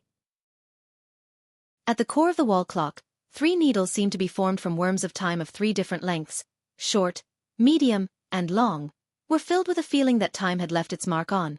This was a beyonder power from Angel of Time, Amon. Using the Staff of the Stars, Klein had made it appear again. Normally speaking, a beyonder power at this level wasn't something that could be understood by just witnessing once or twice. It wasn't so easy to record it, but Klein wasn't fighting alone. During this period of time, he had made use of Miss Magician's summoning to return to Backlund frequently. He went to the Star Leonard to chat directly with Palaz Zoroast, and he gained a deeper understanding of the corresponding mysticism knowledge and supernatural details. Although Palaz had already dropped to the Sequence 2 level and was unable to use the powers of the time domain, his experience and knowledge remained. Gong! On the ancient and mysterious stone wall clock, the second hand suddenly jerked, causing everything around dark demonic wolf Kotor to slow down. Even the deep darkness seemed to freeze. This miracle invoker, who was just about to completely cut off contact with the outside world and distance himself from where he was by granting his own wish, suddenly froze on the spot. There was a brief moment of him being fixed in place. There was no doubt that there was a huge gap in power between the original Beyonder powers and those replicated by the Staff of the Stars. However, for Klein the effect was already enough. The moment he saw the dark demonic wolf being affected by the ancient wall clock, he immediately dropped the Staff of the Stars and made the worm of spirit he had just separated from his body to fly back into his body. With a thought, he returned to the City of Oil before the first epoch. Then, he appeared in the dark desolate plains with a lantern that emitted a faint yellow glow. His right hand extended forward and successfully pulled out a projection of the Staff of the Stars. This method could effectively increase the success rate of summoning the Staff of the Stars, but it would clearly reduce the might of this Grade 0 sealed artifact. After all, he was summoning a historical projection of a historical projection. Of course, as it was a race against time, making such a choice was very easy. Klein didn't enter the fog of history again. He reached out to grab his shoulder, and he used dream divination to outline the feedback he received from using Sapphira Castle to reverse corrupt the dark demonic wolf. In the dark, unlit hall in the ancient castle, the mountain-like demonic wolf stood up. Quickly filling in the details, Klein slightly adjusted the details according to the scene of his frozen target. On the black staff, the corresponding gems lit up. In his mind, the scene that resembled an oil painting suddenly swelled up, interweaving with reality, making it impossible to separate from each other. He descended into that ancient castle's dark hall, landing in front of dark demonic wolf Kotor, who had just raised his body with his 8 legs. He had finally officially met the god of wishes that had been living since the second epoch. Without any hesitation, Klein took the opportunity of the dark demonic wolf having just escaped the influence of the ancient wall clock. As he dispelled the historical void projection, he took out an iron cigar case from his pocket and opened it. Inside the cigar case, there was a lone gold coin. Its surface flashed, reflecting Rionette Tynker, who was wearing a dark and complicated long dress and holding 4 blonde red-eyed heads. One of the preparations Klein made was to use the method that he had used to bring around Admiral of Blood Seigneur. This allowed him to bring Miss Messenger to the forsaken land of the gods. Rionette Tynker was no doubt a wraith. Furthermore, she was an even more powerful wraith. She could also possess the smooth surface of a gold coin. In addition, she was a spirit world creature and was intrinsically a spirit. She could enter the world above the grey fog and descend upon the forsaken land of the gods just like Justice Audrey. Based on this condition, in order to not expose the secret within Sapphira Castle and not expose the fool's true identity, he first made Miss Messenger possess the gold coin before using the iron cigar case to seal it. Then, he sacrificed the item to the grey fog before bringing it to the forsaken land of the gods through a bestowment ritual. Of course, the prerequisite for these actions was that Klein had the level and strength of a Sequence 2 angel in Sapphira Castle. Even if something went wrong with Rionette Tynker, he could still handle it. As for Rionette Tynker, she happily agreed to this matter because Gehrman Sparrow had just helped her retrieve a portion of her body. Silently, Miss Messenger left the gold coin and occupied the pitch-black pupil of the dark demonic wolf's eyes. Wraith's Possession. Chapter 1244 Wish. Just as Rionette Tynker's figure appeared in dark demonic wolf Kotor's pupils, she left the window to the heart and began expanding back to her original size. This meant that her Wraith's Possession attempt had failed. The dark demonic wolf's body rapidly shrunk and thinned as he madly absorbed the light around him, becoming a translucent black velvet curtain. This was an item that Klein had seen via dream divination. It was ejected from the grayish-white fog and had landed in the hands of the dark demonic wolf. It was suspected to contain the Sequence 1 attendant of mysteries beyond or characteristic of the seer pathway. At this moment, dark demonic wolf Kotor had borrowed some of the powers of the curtain to dodge Rionette Tynker's Wraith's Possession at the critical moment via some unknown means, effectively avoiding the subsequent series of control. The curtain was stowed away after he used it, allowing the dark demonic wolf with his dark, short fur to appear in a spot that was originally empty. Rionette Tynker wasn't surprised by the failure. Taking advantage of this opportunity, a golden-haired, red-eyed head in her hand spat out a rectangular, diamond-like charm. The other 3 heads used ancient Hermes, Jotun, and Elvish to say a word, yesterday. The rectangular diamond-like charm was instantly engulfed in transparent flames as it fused with the void. Rionette Tynker's body swelled as the 4 blonde red-eyed heads flew up and landed on her empty neck, stacked upon one another. In the blink of an eye, Miss Messenger had transformed into a huge doll that could almost break through the dark demonic wolf's castle. She was wearing a black gothic dress with countless mysterious symbols and sinister vines. Her eyes were blood-red and she exuded an aura that no human should possess. Dark demonic wolf Kotor didn't attempt to stop Rionette Tynker from borrowing strength from her past, nor did he immediately show his complete mythical creature form. With 8 feet on the ground, he raised his neck and let out a roar. This roar seemed to be of a higher level, containing words similar to Jotun. It made the curtain float up and instantly expand, blanketing the ancient castle from top to bottom. The curtain, quickly turned transparent and fused with the building. It was as though it had never appeared or had any effect on it. However, Klein's spiritual intuition told him that this place was already isolated from the outside world. If he wanted to leave, he had to first break the invisible barrier. In other words, that curtain made the dark demonic wolf's castle become an independent kingdom. This was the embryonic form of a divine kingdom. Klein, who had just failed and planned on continuing to summon angels to help him, had a spark of inspiration. He instantly changed his mind, reaching into the void and dragging out another hymn.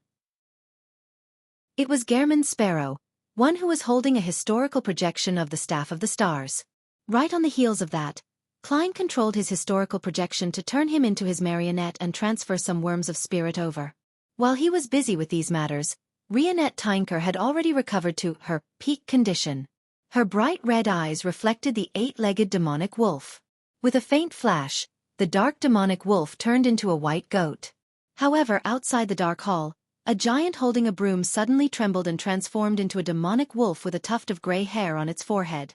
At the moment when the curse was cast on him, a miracle invoker, he had swapped places with his marionette. He opened his mouth once again and let out a roar. This roar also contained words that mostly resembled the source of Jotun, describing a beautiful wish. I wish for all godhood here to dissipate. In the next second, as the god of wishes, the dark demonic wolf granted his wish. Klein immediately felt his godhood being repressed. The beyonder powers that stemmed from Scholar of Yore and Bizarro Sorcerer could no longer be used. Fortunately, the historical projection was maintained with spirituality. As long as the summoning was successful, it wouldn't be dispelled by the dark demonic wolf's wish. Similarly, as Klein had already turned his historical projection into a marionette and transferred a number of worms of spirit over, he could still swap locations with his projection. Apart from him, Rionette Tinker and Dark Demonic Wolf were also affected by the wish that had been granted. Their beyonder powers above Sequence 5 had vanished into thin air, making it difficult to use them. Of course, be it the demonic wolf marionette that had turned into a goat, or the gigantic doll-like Rionette Tinker, there was no change in their form. What existed was reasonable, so it couldn't be eliminated by the power of wishes. After making this wish, the dark demonic wolf arched his back and bent his body slightly. It looked like he was about to engage in a battle with Klein and Rionette Tinker. At that moment, his mountain-like body was about the size of the castle-like doll. He looked down coldly at Klein, capable of crushing him with a single swipe of his claw. In addition, the castle had many marionettes rushing over. They consisted of giants, elves, vampires, humans, and deformed monsters. Only a number of them were at Sequence 5, but now, they had Koter's worms of spirit in their bodies. In other words, in this special environment, all of them were at Sequence 5. After the dissipation of godhood, in this independent kingdom, dark demonic wolf Koter's advantage became obvious. More than 100 Sequence 5s were besieging 2 Sequence 5s. Furthermore, the dark demonic wolf was itself a mutant. Even if he couldn't reveal any godhood, his massive size and terrifying strength made him adept at combat. He wasn't on the same level as a weak human like marionettist Klein. At this moment, the body of Rionette Tinker, who was dressed in a black gothic dress that twined with sinister vines, suddenly turned incorporeal. First, she reflected on a floor-to-ceiling window, then it jumped into the pitch-black pupils of the dark demonic wolf. She had once again attempted Wraith's possession. However, dark demonic wolf Koter swapped locations with another marionette in a timely fashion, preventing Rionette Tinker from successfully possessing his body. Rionette Tinker wasn't discouraged as she continued using mediums such as glass windows, chandeliers, and eyeballs to jump through the different marionettes in pursuit of the real dark demonic wolf. As for the dark demonic wolf, he relied on his numerous marionettes, and had the advantage of copious numbers of worms of spirit. He swapped between different marionettes without any pause to avoid being forcibly possessed by the ancient bane. Amidst the two angels' silent conflict, a large number of the dark demonic wolf's marionettes had surrounded the two Kleins. Beyonder powers like a vampire's abyss shackles, a giant's hurricane of light, an elf's wind binding, and a human's psychic piercing, and holy light summoning inundated their targets. They controlled, weakened, attacked, and purified Klein, acting with great rapport. Klein was only able to dodge a portion of the attacks before being drowned by the attacks. Plasma exploded as the light blasted out. Klein's staff of the stars holding figure quickly outlined itself to the side. At that critical moment, he had exchanged spots with his marionette in time. He imagined his traveling powers and had used the staff of the stars to complete the teleportation. In this special scenario, this was essentially a release of recorded powers. After dodging this round of attacks, Klein discovered that a marionette was controlling his spirit body threads before he could catch his breath. At the same time, a human marionette reached out his right hand under the influence of the dark demonic wolf and aimed at the miracle invoker's actual body. In the next second, the dark demonic wolf and another marionette switched positions. As for the marionette, it was possessed by Rionette Tinker. This way, the human marionette's right hand was targeted at Rionette Tinker. The marionette's palm clenched tightly as his wrist spun half a circle, stealing away the target's subsequent thoughts. Right on the heels of that, he jumped and pounced on an ally. Rionette Tinker was momentarily rooted to the ground. When the dark demonic wolf saw this, he immediately got several marionettes to spread open their arms and summon pure pillars of cleansing flames to surround them. In the holy light, Wraith Rionette Tinker's body first began to melt. Following that, using mirror jump, she moved to a glass window situated high above the castle to avoid the subsequent purification. In just a few seconds, she and Klein inevitably fell into a perilous situation.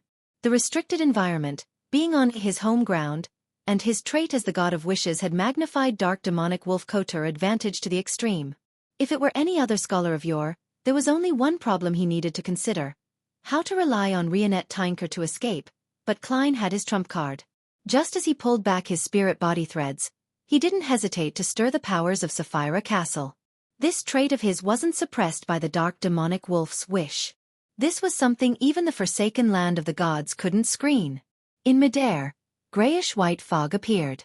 The ancient palace above the spirit world appeared faint. Its appearance brought with it slight tremors. A certain power followed the connection and shook the demonic wolf's castle, causing the translucent black velvet curtain to jolt out of place a little, allowing the independent kingdom to intersect with reality. Seizing this opportunity, Klein opened his mouth and shouted out a name in Jotun: Leodoro! Boom! Boom! Boom! Thousands of thick silver lightning bolts descended from the sky, smiting dark demonic wolf Kotor's castle. The area transformed into a lightning forest that emitted a strong destructive aura. Chapter 1245 Help available even without summoning help. Boom. Boom. Boom. The bolts of silver lightning that were as thick as an anaconda struck the translucent black velvet curtain. It shook violently as it distorted. Taking advantage of this opening, Rionette Tinker's figure, which was reflected on the castle's glass, jumped back into Klein's pocket and returned to the surface of the gold coin in the iron cigar case.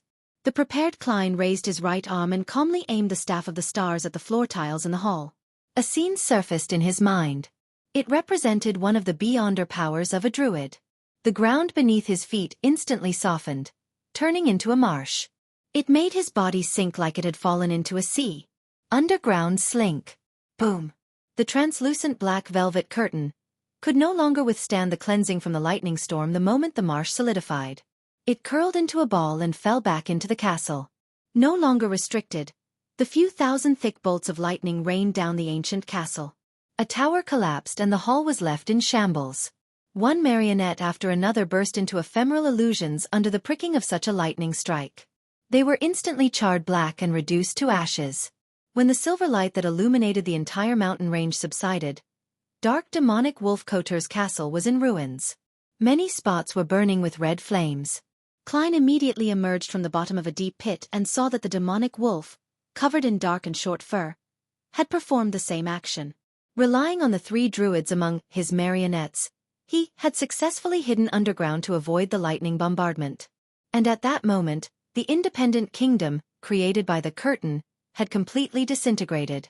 However, the dark demonic wolf's wish hadn't completely expired. The return of godhood still needed some time. Without any hesitation, both parties engaged in another intense battle. Kotor allowed the crinkled curtain to fly up and drape him, so as to prevent the wraith's possession. After all, there were only 3 of his marionettes left. Of course, this way, He could no longer swap locations with his marionettes. At the same time, Rionette Tinker left the gold coin in Klein's pocket and floated towards the 8-legged demonic wolf. She had given up on the idea of possession as her arms suddenly swelled.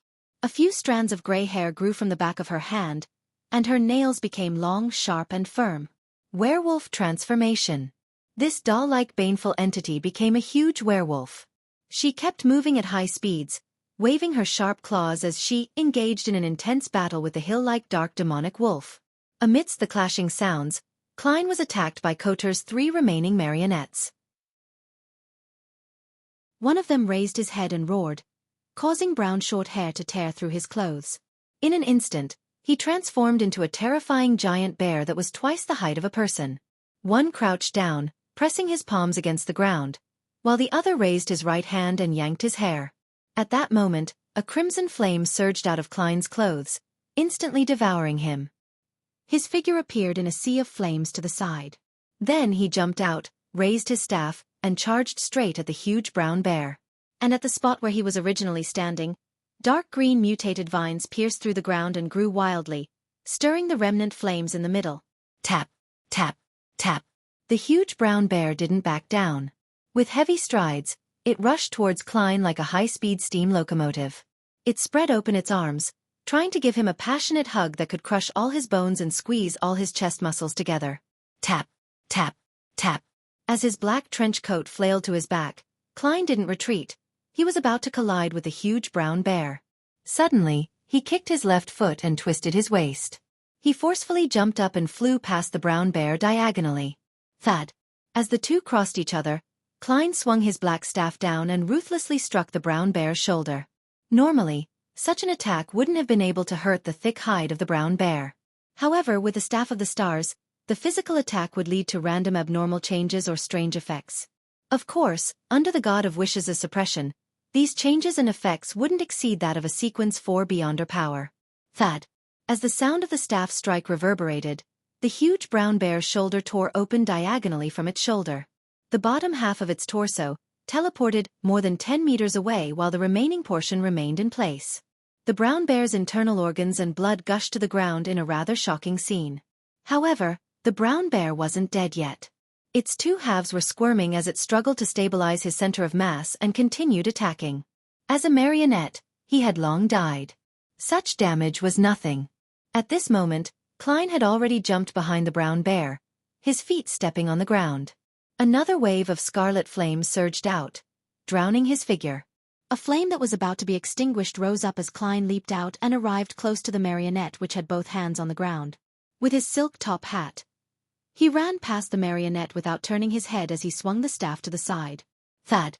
The marionette's body burst into golden flames as his figure instantly vanished. A flame surged into the sky as the marionette jumped down. However, the golden flames didn't extinguish, quickly burning him to ashes. Without even looking over, Klein had already rushed in front of the marionette that was yanking his hair. The marionette immediately threw out the hair in his hand. These strands of hair began to burn as they emitted black gases, sounding alarms to Klein's spirituality senses. Poison! An unknown poison! With a creak, he forcefully stopped using his ability as a clown. Using the inertia of his body, he extended his black staff. All sorts of thoughts rapidly reformed in his mind, quickly forming a scene. Before this operation, Klein had requested Miss Justice's help to hypnotize him. It made his brain unable to form scenes when he subconsciously thought of one. There would only be a single thought resonating in his mind, and he had to take the initiative to control it to construct the scene. This allowed him to use the Staff of the Stars for a long time without being affected by the negative effects. As for the flaws of thinking in such a manner, Klein felt that it was still acceptable under predetermined conditions. Without a sound, the gems embedded in the Staff of the Stars lit up. A pure white and holy pillar of light descended from the sky, enveloping the black gas and the corresponding marionette. The poison quickly melted under the sun's burning. It was the same with the marionette. With a remnant glow still in his eyes, Klein instinctively turned around and aimed his staff at the brown bear that was split into two. Silver lightning flashed spontaneously before the separated brown bear's body finally collapsed, unable to get up again. In just a few seconds, Klein had finished off the remaining marionettes of the dark demonic wolf. After Sapphira Castle's anomaly, be it him or the god of wishes, time became abnormally precious. No one was willing to stall for time, because it wouldn't be long before high-level existences like the true creator and angel of time Amon in the forsaken land of the gods descended. Upon seeing this, dark demonic wolf Kotor trembled violently and flung out the translucent velvet curtain. The curtain first vanished into thin air before it suddenly appeared behind Klein. Just as his spirituality was about to send a warning, it covered him and wrapped him within it. Klein's vision immediately darkened as he felt his thoughts turn sluggish. His spirit body threads were being inoculated onto the curtain, one thread at a time. He attempted using flaming jump, softening his bones, and using the staff of the stars, but he was unable to succeed in such an abnormal state. The black velvet curtain became tighter and tighter, revealing the corresponding marks of his eyes, nose and mouth, as though it was squeezing out a brand new person. Rionette Tinker immediately jumped and appeared on the translucent curtain, purging it from Klein's body and teleporting elsewhere. The dark demonic wolf seized the opportunity and raised his neck, letting out a roar. The curtain stood up, as if it had become a cloak draped over an invisible person's body. A terrifying suction force was born, causing the spirit body threads of Rionette Tinker and Klein to uncontrollably float over. If they didn't have the corresponding Beyonder powers, their spirit body threads would have merged into the cloak in just 3 to 4 seconds, while they would become its marionettes. Fortunately, Klein was a marionettist himself. He immediately focused his attention and controlled his and Miss Messenger's spirit body threads. He followed the method that he learned from Zeratul, allowing them to circle around him and return to their original positions, forming loops. Roar! The dark demonic wolf spat out a gas ball, sending it flying towards Klein like a cannonball. As he was focused on controlling his and Miss Messenger's spirit body threads, Klein could barely duck. Just as he was about to be struck, Rionette Tinker floated over and stood in front of him. Boom! Rionette Tinker's blonde hair scattered as the evil vines wrapped around her body broke apart. The dark demonic wolf's follow-up actions were one smooth continuous series of actions. Taking advantage of the moment when the curtain was desperately pulling at its target's spirit body threads, he launched repeated attacks on Klein, forcing Rionette Tinker to block them. It caused the tough ancient Bane to tremble under the attack of his claws, air blobs, and flaming attacks. More and more wounds appeared, making it look like she could not last any longer. At this critical moment, as Klein controlled the spirit body threads to resist the attraction of the curtain, he reached into his pocket and took out another iron cigar case. The seal was removed and the box was opened. Inside, there was also a gold coin lying quietly. There was also a wraith on the surface of the gold coin. This was a blurry female wraith, a true undying creature, and not a wraith from the mutant pathway. It was the strongest trump card that Klein had prepared. Previously, because he was inside the isolated kingdom that wasn't connected to the outside world, he was afraid that he wouldn't be able to obtain the desired effect. Only when the curtain targeted him and Miss Messenger did he feel that the opportunity was here. As the box was opened, the wraith suddenly jumped onto the surface of a glass fragment.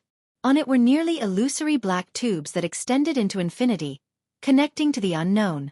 This was the symbol of artificial death. And artificial death was equivalent to the Evernight Goddess. This trump card of his was the reenactment of the time when the Evernight Goddess had used God of Glory Bladdle's corpse to foil Amon's attempt to snatch Sapphira Castle. For this, he deliberately found a wraith-like monster in the forsaken land of the gods and imprisoned it, placing it together with the artificial death project's white feathers he summoned from the fog of history. Through his repeated experiments and prayers during his specific trips to Backlund, this wraith had finally established a certain connection with artificial death, allowing the Evernight Goddess to use this opportunity to exert a rather low level of influence. Chapter 1246. Following his true feelings, Cowardice. The dark demonic wolf that was attacking Rionette Tinker seemed to sense something. He slowed down and turned to look at the wraith that had just appeared. His pupils, which already occupied 2/3 of his eyes, had suddenly dilated, as if he caught scent of a familiar but dangerous aura. In the blink of an eye, the wraith raised her arms. The power of wishes in the surrounding area rapidly diminished at an accelerated rate. Godhood began to return, having reached the level of Sequence 4. Under the soil beneath the dark demonic wolf's feet, pale white and illusory arms emerged. They were densely packed like a forest, grabbing onto Kotor's 8 legs, making this miracle invoker feel like he had fallen into a cold and dead silence. He was temporarily unable to break free. Using this opportunity, Rionette Tinker, who had turned sluggish due to her controlled spirit body threads, turned illusory as she vanished. In the pitch-black pupils of the dark demonic wolf, the blonde Miss Messenger in a dark and complicated long dress that was wrapped with vines suddenly phased into existence and completed the possession process. The actions of the god of wishes instantly stiffened, as if he had degraded from a living creature to a marionette. He attempted to influence Rionette Tinker's spirit body threads, so as to resist the wraith's possession. However, from time to time, he would be interrupted by the pale white arms created by the female wraith. Success eluded him. Klein maintained the looping of their spirit body threads as he slowly raised the staff of the stars, aiming it at the black velvet curtain that had turned into a cloak. He then constructed a scene in his mind. The surrounding darkness suddenly flowed, as if it contained an unimaginable secret. Bit by bit, illusory candles lit up in such an environment, illuminating a long table laid out with flesh and blood. On the two sides of the long table, 3 extremely blurry figures were holding up the flesh and blood, ravenously devouring them. In the next second, the 3 figures turned their heads simultaneously and cast their gazes at the translucent black velvet curtain. The crazy suction force emitted by the curtain came to an abrupt halt as it hovered in its original spot. It was as if it had momentarily forgotten who it was, whose side it was on, and what it should do. Feast of Betrayal. Fairy Tale Magic's Feast of Betrayal. The fairy tale magic that Klein had just used was the Feast of Betrayal that originated from the hermit Catlia. Its effect was to temporarily awaken the items in the target's hands or imbue them with intelligence, allowing them to carry out betrayals. This was a sequence 4 Beyonder power, so it couldn't be used under the restrictions of the power of wishes. At the same time, as the Staff of the Stars' emulated spell was lacking compared to the original spell, as well as the fact that it didn't harbor any ill intentions towards the dark demonic wolf, it only appeared lost and didn't fervently attack its master.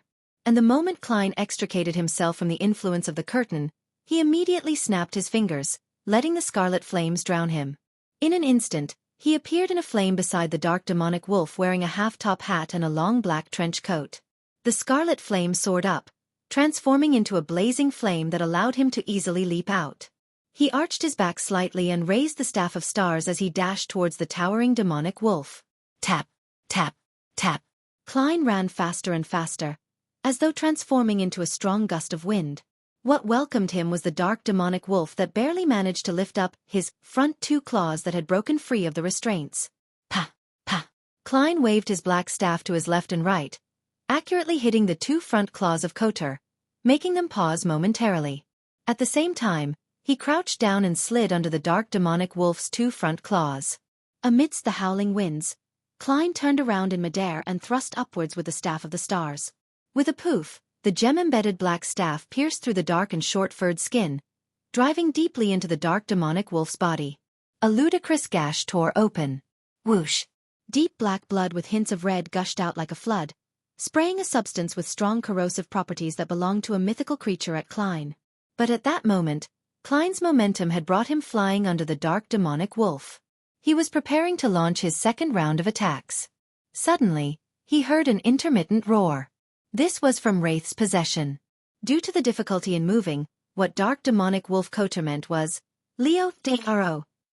Klein's gaze froze as the dark demonic wolf's mocking smile appeared in his mind. He wasn't the only one who could stir the remaining divine powers. He could do so, but so could dark demonic wolf Kotor. Even though this miracle invoker didn't know that Wind Angel Leodoro had already become the Lord of Storms, he naturally knew what to do thanks to Klein's demonstration from before. Who wouldn't know how to do a simple imitation? Boom, boom, boom. Silvery white bolts of lightning smote down like gushing water from a water pipe. They rained over the ruins of the ancient castle, completely drowning all the figures. Klein didn't manage to react in time. After hearing the first half of the word, he had already used the powers of Clown to forcefully twist his body around. With a stomp of his right foot, he returned under the dark demonic wolf's body. As for Rionette Tinker, she had jumped onto the gold coin in his pocket. Immediately following that, Klein genuflected and inserted the Staff of the Stars into the ground. Boom! Boom! Boom! The vast storm tore through everything in its way. By the time the terrifying lightning forest dissipated, the ancient castle that belonged to the dark demonic wolf couldn't even be considered a ruin. There were no traces of it at all, leaving only a charred crater. Within the deep pit, paper figurines were blown up as they were reduced to ashes. Without a sound, a piece of soil that shimmered with the glint of rainbow-colored glass softened.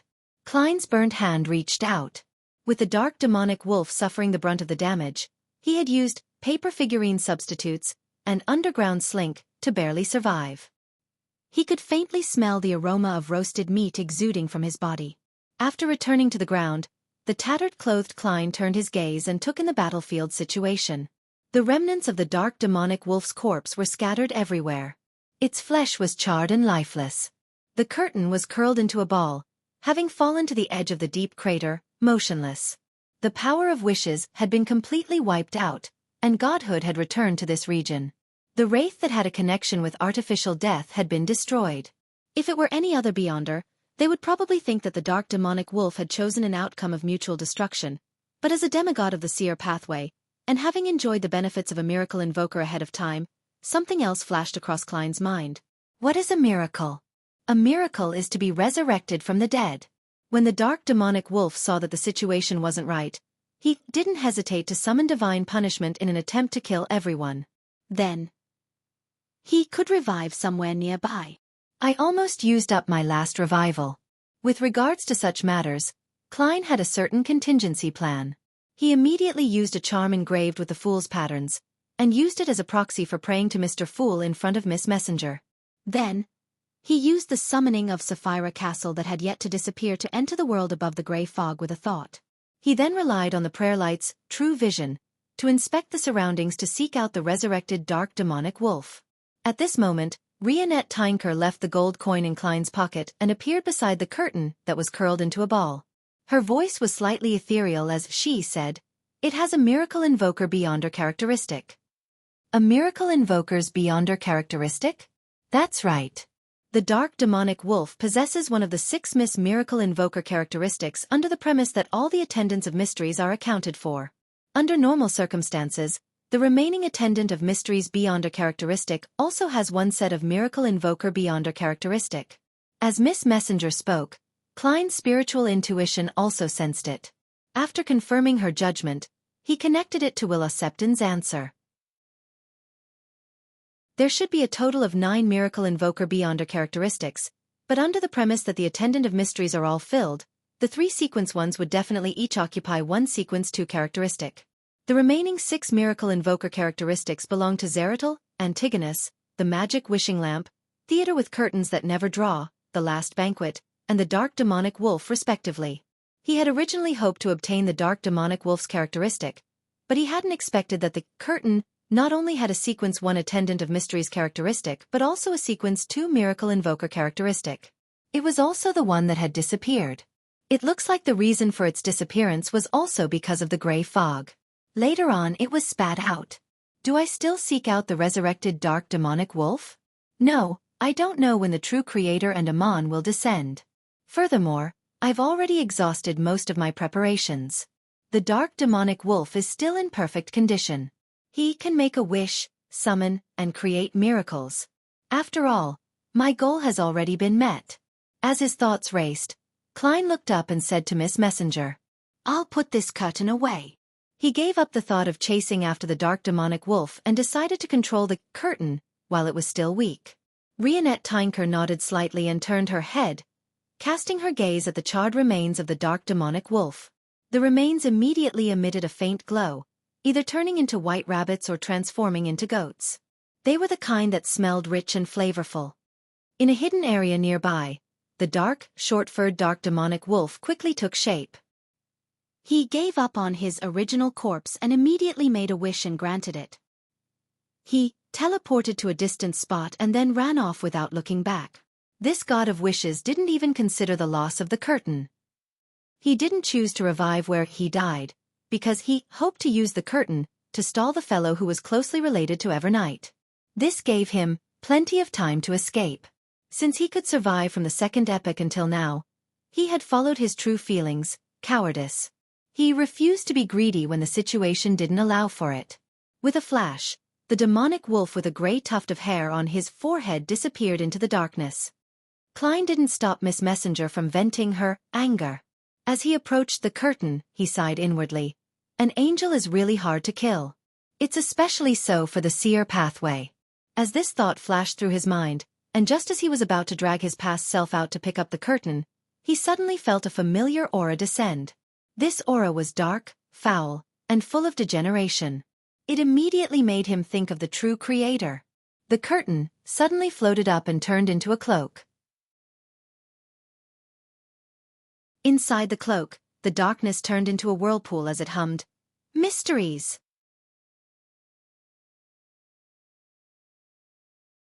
Chapter 1247 Finally Mysteries.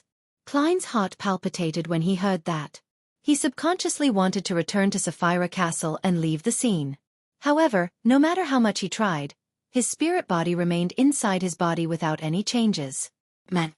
This vexed Klein. He instinctively cast his gaze towards Rionette Tinker, who was beside him.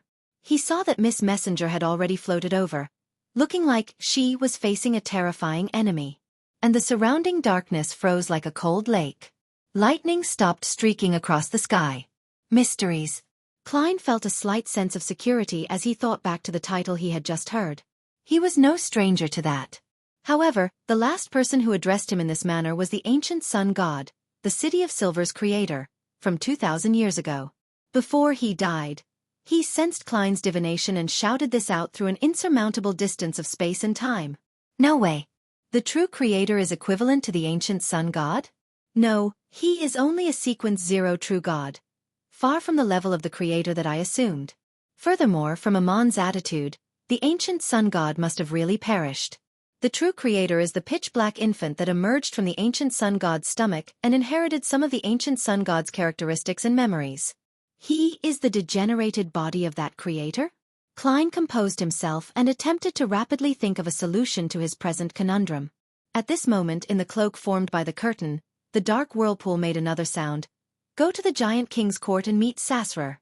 This sentence directly reverberated in Klein's mind. Then, in the form of an illusory word, it shrunk into a pitch-black membrane, forming a strange seed.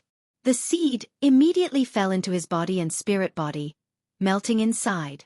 Without waiting for a response, the dark whirlpool dissipated.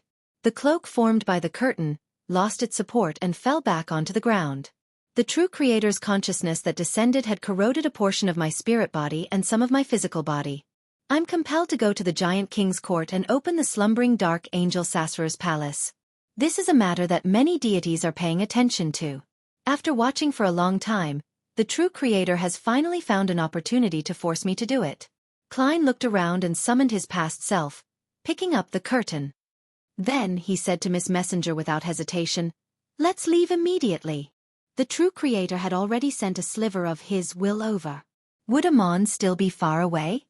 In addition, Klein also tried to seize the opportunity to enter the world above the gray fog, hoping to use the power of Sapphira Castle to remove the corrosive influences that plagued him. All right. Rionette Tinker nodded, allowing the numerous Beyonder characteristics left behind in the crater to fly over and be contained within her. According to their prior agreement, other than the spoils of war that involved the high sequences of the seer pathway, half of them would go to her, with her having the priority to choose. After all, Klein had also received some of the spoils back when dealing with Shaman King Klarman. As for the remaining half of the spoils, Klein planned on offering it to the Evernight goddess as a form of gratitude. Regardless of whether the deity needed it or not, he still needed to do the necessary procedures. He had to express his gratitude when needed.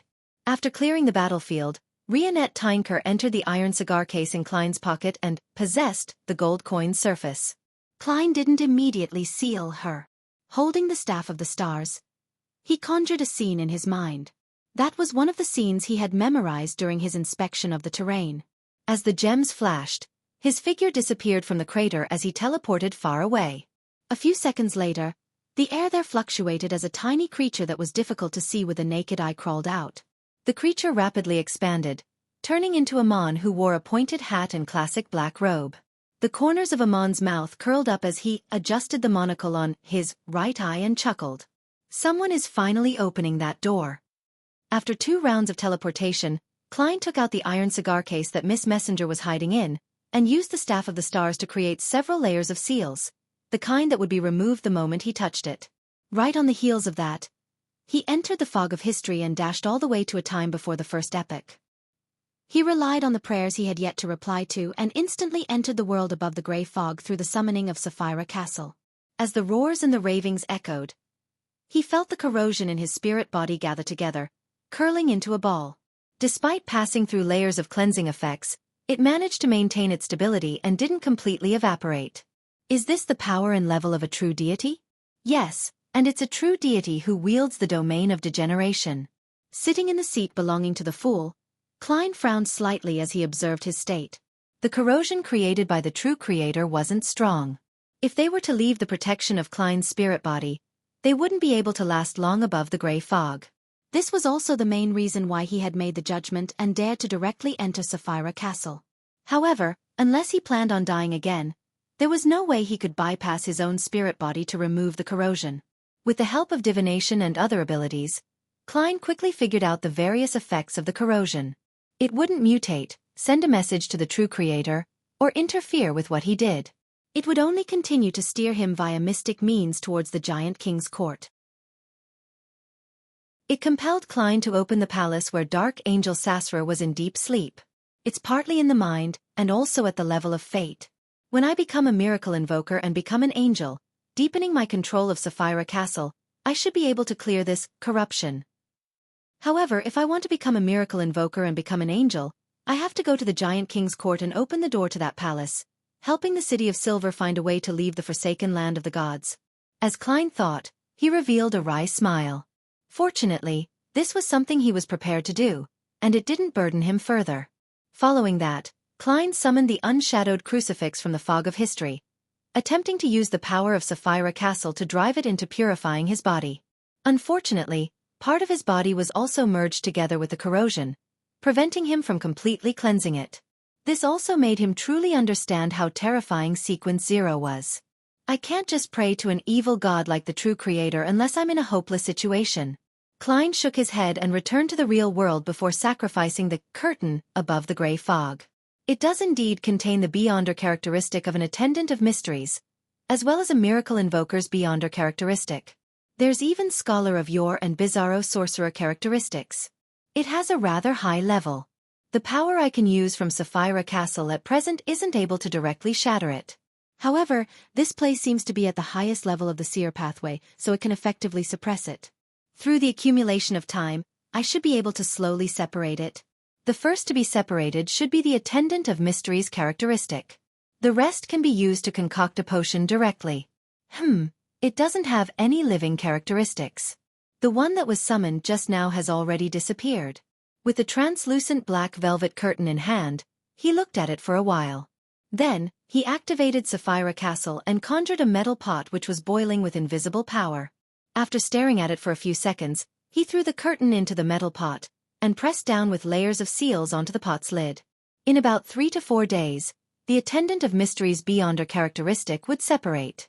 The supplementary ingredients could be thrown into what remained, and it would then be a miracle invoker potion, one that included the characteristics from sequence 9 to 2. Looking around, he raised his right hand and took a piece of paper from the junk pile. This was one of his other preparations. He had spent a large amount of time in advance and had failed time and time again to successfully summon 0-08. Using this quill, he wrote down what reasonable reactions Dark Demonic Wolf would have. This was to prevent the other party from reacting in unexpected ways from the very beginning, causing his plans to fail. With the cooperation of this short script, the Dark Demonic Wolf had been attracted by Klein's strange behavior. Therefore, it was very reasonable that he didn't extinguish the prayer light immediately. Similarly, without knowing how many enemies or what strength the other party had, the Dark Demonic Wolf didn't flee in a hurry. Instead, he created a complete independent kingdom, isolating it from any possible reinforcements. It was a very reasonable reaction. With a flick of his wrist, Klein burned the piece of paper, then he hurriedly sacrificed the sealed iron cigar case to Sapphira Castle. He then responded to Miss Magician's prayer and relayed the world's message. Furs didn't dare to delay any further. She immediately got up and used her recording beyonder powers to grab at the area ahead, dragging out Gehrman's sparrow from history. With that, Klein teleported to the empty room in a nearby hotel. He set up a ritual and brought the iron cigar case back to reality, releasing Rionette Tinker. After thanking Miss Messenger and watching her take away half of the beyonder characteristics, he changed the ritual and began to perform a sacrifice to the Evernight goddess. At the end of the ritual, he prayed with anticipation. I pray for a hint on how to purify the corrosive influences in my body. In his opinion, at present, only an existence at the level of the Evernight goddess could deal with the corrosion provided by the true creator. If the goddess agreed to it, Klein planned to descend in a way that would allow his actual spirit to return to Backland and receive purification. As for removing the part of his body that had been corroded, he hadn't thought of a solution yet. As he said that, a ball of darkness enveloped the altar. When the darkness vanished, all the beyonder characteristics disappeared. Apart from that, there were no other hints. It looks like I can only rely on myself. Klein wasn't depressed. He raised his right hand and tapped his chest 4 times, drawing the crimson moon. Praise the lady. His gratitude was very sincere. After all, he had received a lot of help. After dealing with the subsequent matters, his historical projection vanished and he returned to the forsaken land of the gods in person. He held the lantern he had pulled out from the past, and he looked at the silent and desolate plains under the dim yellow light. He felt much more relaxed and couldn't help but sigh. Finally.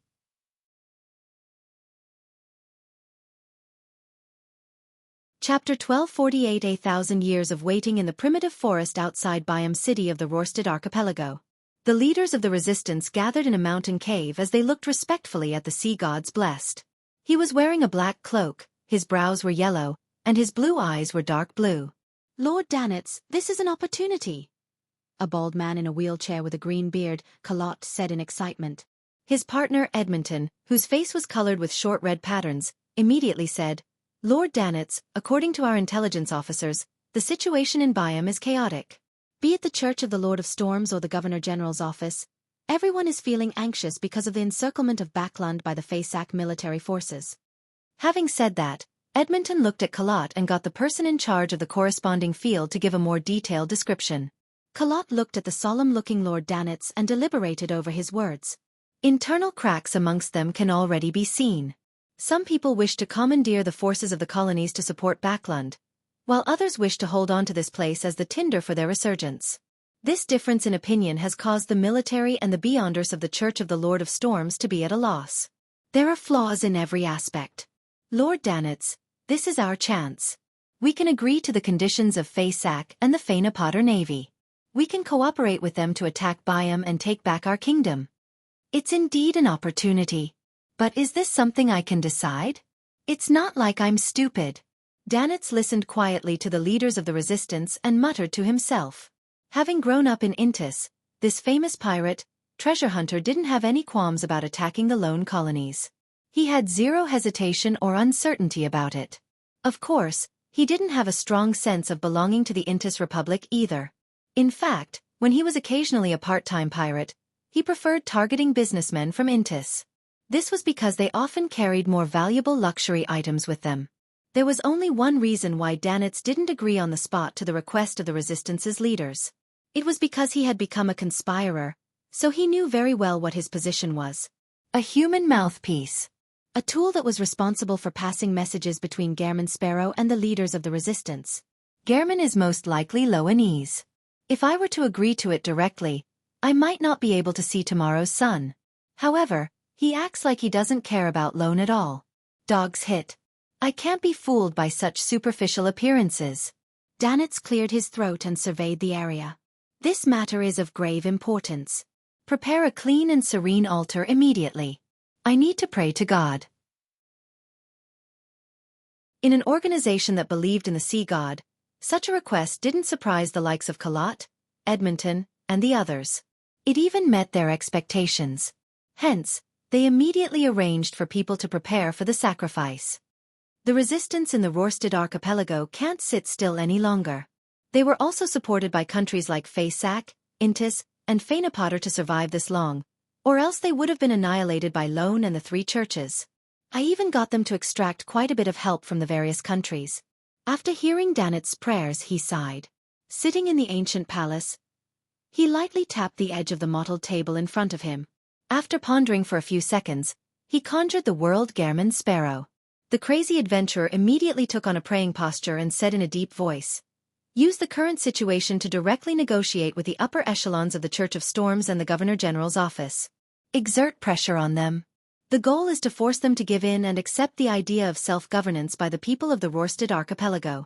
The resistance can guarantee that the Loanese will have most of their interests protected, allowing them to mobilize the troops and Beyonders to reinforce Backlund." Inside the clean and tidy altar, Danitz, who received the feedback, straightened his back. He turned around and looked at the leaders waiting outside. He said with a solemn expression, "I have received a revelation. God has informed us that every citizen of His is precious. Unnecessary sacrifices for the sake of war should be avoided. We absolutely wouldn't want to start a war, but we are not afraid of having one. In short, let's try to use the present situation to negotiate with Loan with our forces, forcing them to make a concession that will satisfy most of us. If not, we can consider war. God says to remember the hatred, but don't let it blind your rationality. The people around you and a beautiful future are the most important things." After becoming a conspirer, Danitz realized that his powers of persuasion and his ability to fabricate explanations were increasing by leaps and bounds. Many a time, his thoughts would automatically take shape when he opened his mouth. Kalot, Edmonton, and the other leaders of the resistance all had a deep hatred for the lone colonial masters, but the words of the sea god and Lord Danitz had successfully wavered their resolve. They had a clear understanding of how powerful the Sea King was over this period of time. If the war developed to the point where both parties were blinded with bloodlust, the Blue Mountain Island where Byam was located might be completely submerged by the sea and become a ruin. All the locals would end up being dragged to the grave by their actions. The powerhouses from Faysac and Fainapotter were indeed capable of stopping the situation from collapsing. However, how much power could they divert to this peripheral battlefield in the Rörsted archipelago? As for them, Kalot and the other leaders of the resistance didn't trust them much. They believed that these fellows were no different from the Loanese. They were all bandits from the northern continent and could rip off their masks at any time to become the new colonial masters. After a moment of silence, Kalot, who was sitting in a wheelchair, looked at the man in a black cloak on the altar and said, "Lord Danitz, we are willing to work hard for peace." He paused for a moment before saying, "According to the intel, the one who has the final say in the Rörsted archipelago is Sea King John Cotman. It's best if we negotiate with him directly." Danitz nodded slightly and said, "That's exactly what I was thinking. We need to send someone to represent us and enter Byam to face John Cotman." Just as he was about to ask who was willing to go, he suddenly noticed that the gazes of Kalot, Edmonton, and the others were all on his face. It was as though they were saying that the blessed of sea god, the Intis pirate who had a relatively extraordinary status, was the most suitable candidate. Dogs hit. Danitz cursed silently as he looked at the crowd and quickly thought of something. "Yes, this is an honor, and it also contains extreme danger. I know that some of you are filled with the spirit of sacrifice and want to make the necessary contributions. How about this? Let's draw lots to decide. This is the fairest way." "I have no objections." Kalot and company didn't hesitate to give an answer. A few minutes later, Danitz looked at the card in his hand as his facial muscles twitched. City of Silver, at the top of the spire, in the chief's room. Colin Iliad cast his gaze at Derek Berg, who appeared less physically developed when placed in contrast to his surroundings. "Are you ready?" With the leg bone-like object in his hand, Derek held the ghostly blue thunder god's roar, which was wrapped in lightning bolts, and nodded heavily. "Ready and good to go." He didn't act like a Beyonder from the Sun Domain, but more like a berserk warrior. With white hair and an old scar on his face, Colin Iliad immediately shifted his gaze and looked at Lovia. "Are you ready?" Lovia, who had a head of silvery gray hair and a pair of light gray eyes, no longer wore the usual black robe with purple stripes. Instead, she wore a set of black armor. She nodded her head indiscernibly and said, "Ready." Demon Hunter Colin, who had become a Silver Knight, cast his gaze on the others in the room and asked if they were ready. After receiving a positive response, Colin Iliad slowly walked to a wall, removed the two swords hanging on it, and carried them behind him. "Let's set off." The City of Silver chief gave the order in a concise manner. The team that he led would once again head to the afternoon town camp. They would explore the giant king's court further, and find a path to the real sea. Amidst the clinking sounds of metal, Wuxia, Derek, and company silently followed behind the chief. They walked out of the room and down the stairs in an orderly manner. Along the way, they saw Wait Chermont and the other elders of the six-member council. They saw the City of Silver residents maintaining order in the spire. These people were either leaning on a railing or waiting at the staircase. Their expressions were abnormally solemn, as though they were sending off the team that was carrying hope. No one spoke. The entire place was silent, but when Colin Iliad and the others passed by, the City of Silver residents raised their right arm and clenched their fists. Amidst the sound of this action, Colin and the other members of the expedition team left the spire and hit the road. They immediately lit lanterns covered in animal hide. Under the dim yellow light, residents of the City of Silver walked out of their houses and stopped by the roadside. They looked at Derek and company with admiration and anticipation. One by one, they raised their right arm and clenched their fists in front of their foreheads. Derek subconsciously straightened his back, his heart burning. Just like that, the expedition team followed the path to the city gate under the watchful gazes of the crowd and walked out of the City of Silver. As though they had a tacit understanding, Colin, Derek and Wuxia, who had just left the protection of the city walls, turned their heads at the same time to look at their home, which had stood in the darkness for 2,584 years. They saw that the residents of the City of Silver hadn't left. They were all standing near the city gates, looking at them. With a swoosh, everyone raised their right arm and placed their fists in front of their foreheads. This was the highest form of respect and also the deepest heartfelt blessing they could give. Colin Iliad stared silently for a few seconds, then he closed his eyes and raised his right arm, waving it downwards. Set off! Derek and company immediately turned around and carried the animal hide lanterns which emitted a faint yellow light. They stepped onto the dark path in silence and determination. Destination: Giant King's Court.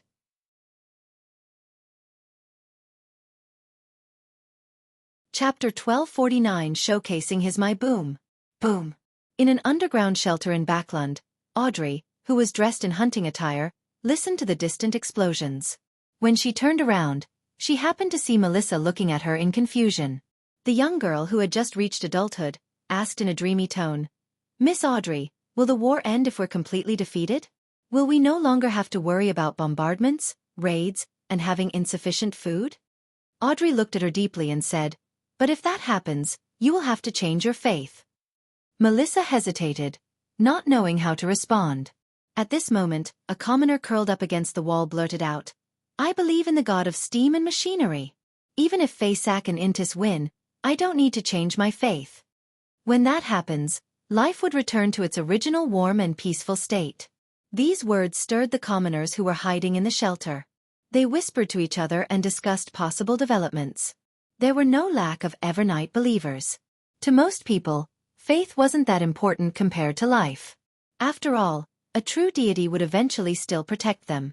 The police officers who maintained the order of the shelter didn't stop the commotion from spreading.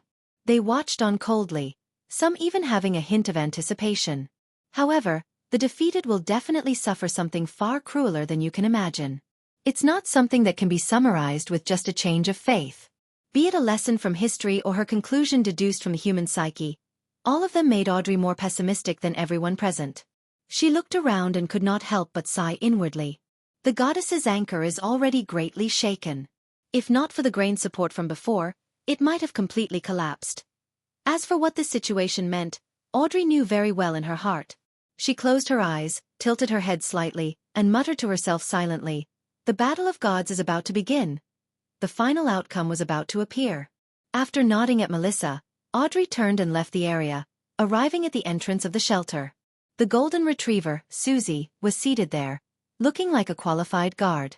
"You don't seem like you plan to return?" Susie's nose twitched as she asked with a suppressed voice. Audrey had hidden herself in this shelter from the beginning of the siege that began today. Therefore, she hadn't had the time to return to her own residence in Empress Borough.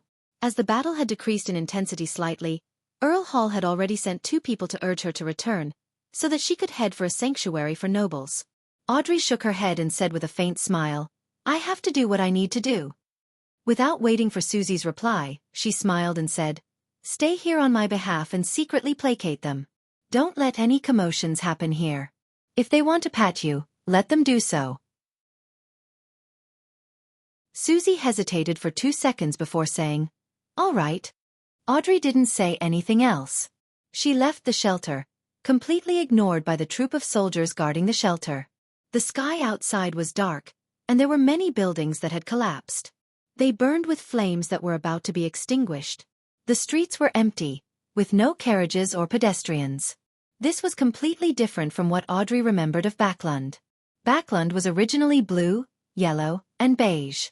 It was lively, bustling, and full of vitality. But now, it was gray, black, and scarlet. It was in shambles, disorder, and somewhat silent. Looking left and right, Audrey identified her bearings while in her hunting attire, and walked towards the city borders. What she wanted to do was simple. Join the war and do her best to help Lone not collapse before the end of the Battle of Gods.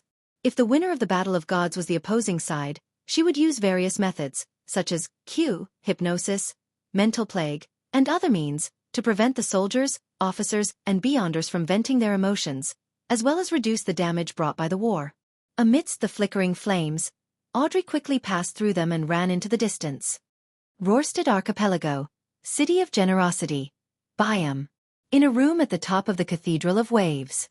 Dressed in a black cloak, Danitz met the legendary Cardinal of the Church of Storms, the high-ranking deacon of the mandated Punishers, Sea King John Cotman. Glancing at the muscles that filled up his priest robes, Danitz swallowed the words he was about to say, and he deliberated for a moment before saying, "I come with good intentions." For some reason, he felt that his skin was numb, as though invisible lightning was dancing on them. Good intentions? The tall, muscular, well-defined John Cotman grunted. I had already considered the fact that fellows from the sailor pathway are more irritable, making them incapable of telling the difference between a joke and sarcasm. Once their anger erupts, they don't even consider the overall situation. Otherwise, I wouldn't even need to speak like this. Dogs hit. Danitz mumbled to himself, maintaining his smile as he explained the resistance's intentions. John Cotman stared at the pirate whose affiliation with the Golden Dream remained unknown and suddenly sneered. "If we withdraw most of our strength, can you defend Byam and the archipelago? If you can't defend it, how are you going to guarantee that the interests of the lone migrants will be maintained when the Faesak and Fainapotter combined navy forces breach the defense lines?" As a demigod, he was extremely certain that sea god Calvetua had already perished. However, he didn't know who it was that was using the name of sea god, or if that entity had the ability to protect the Rorstad archipelago. That's a good question. Only with questions can there be room for a successful negotiation. In fact, Danitz had never thought of how the resistance would defend against the Faesak and Fainapotter after Lone's powerhouses were transferred back to Backlund. He fully believed that Gehrman Sparrow and Mr. Fool behind him had the ability to protect this place. As his thoughts raced, Danitz looked at the extremely oppressive Sea King and said, "I will pray to my lord and ask him to protect the Rorstad archipelago." "Oh!" Sea King John Cotman narrowed his eyes and took a step forward. The aura from the tyrant pathway made Danitz involuntarily take 2 steps back. He lowered his head and prayed on the spot. "Blessed of the sea and spirit world, guardian of the Rorstad archipelago, ruler of the undersea creatures, master of tsunamis and storms, the great Calvetua, please send down your powers to protect the Rorstad archipelago." After the prayer, Danitz carefully cast his gaze out the window, but he didn't discover anything unusual. John Cotman sized him up for a few seconds before saying, "Your god doesn't seem to be responding." "Ahem." Danitz cleared his throat and felt his heart beating like a drum.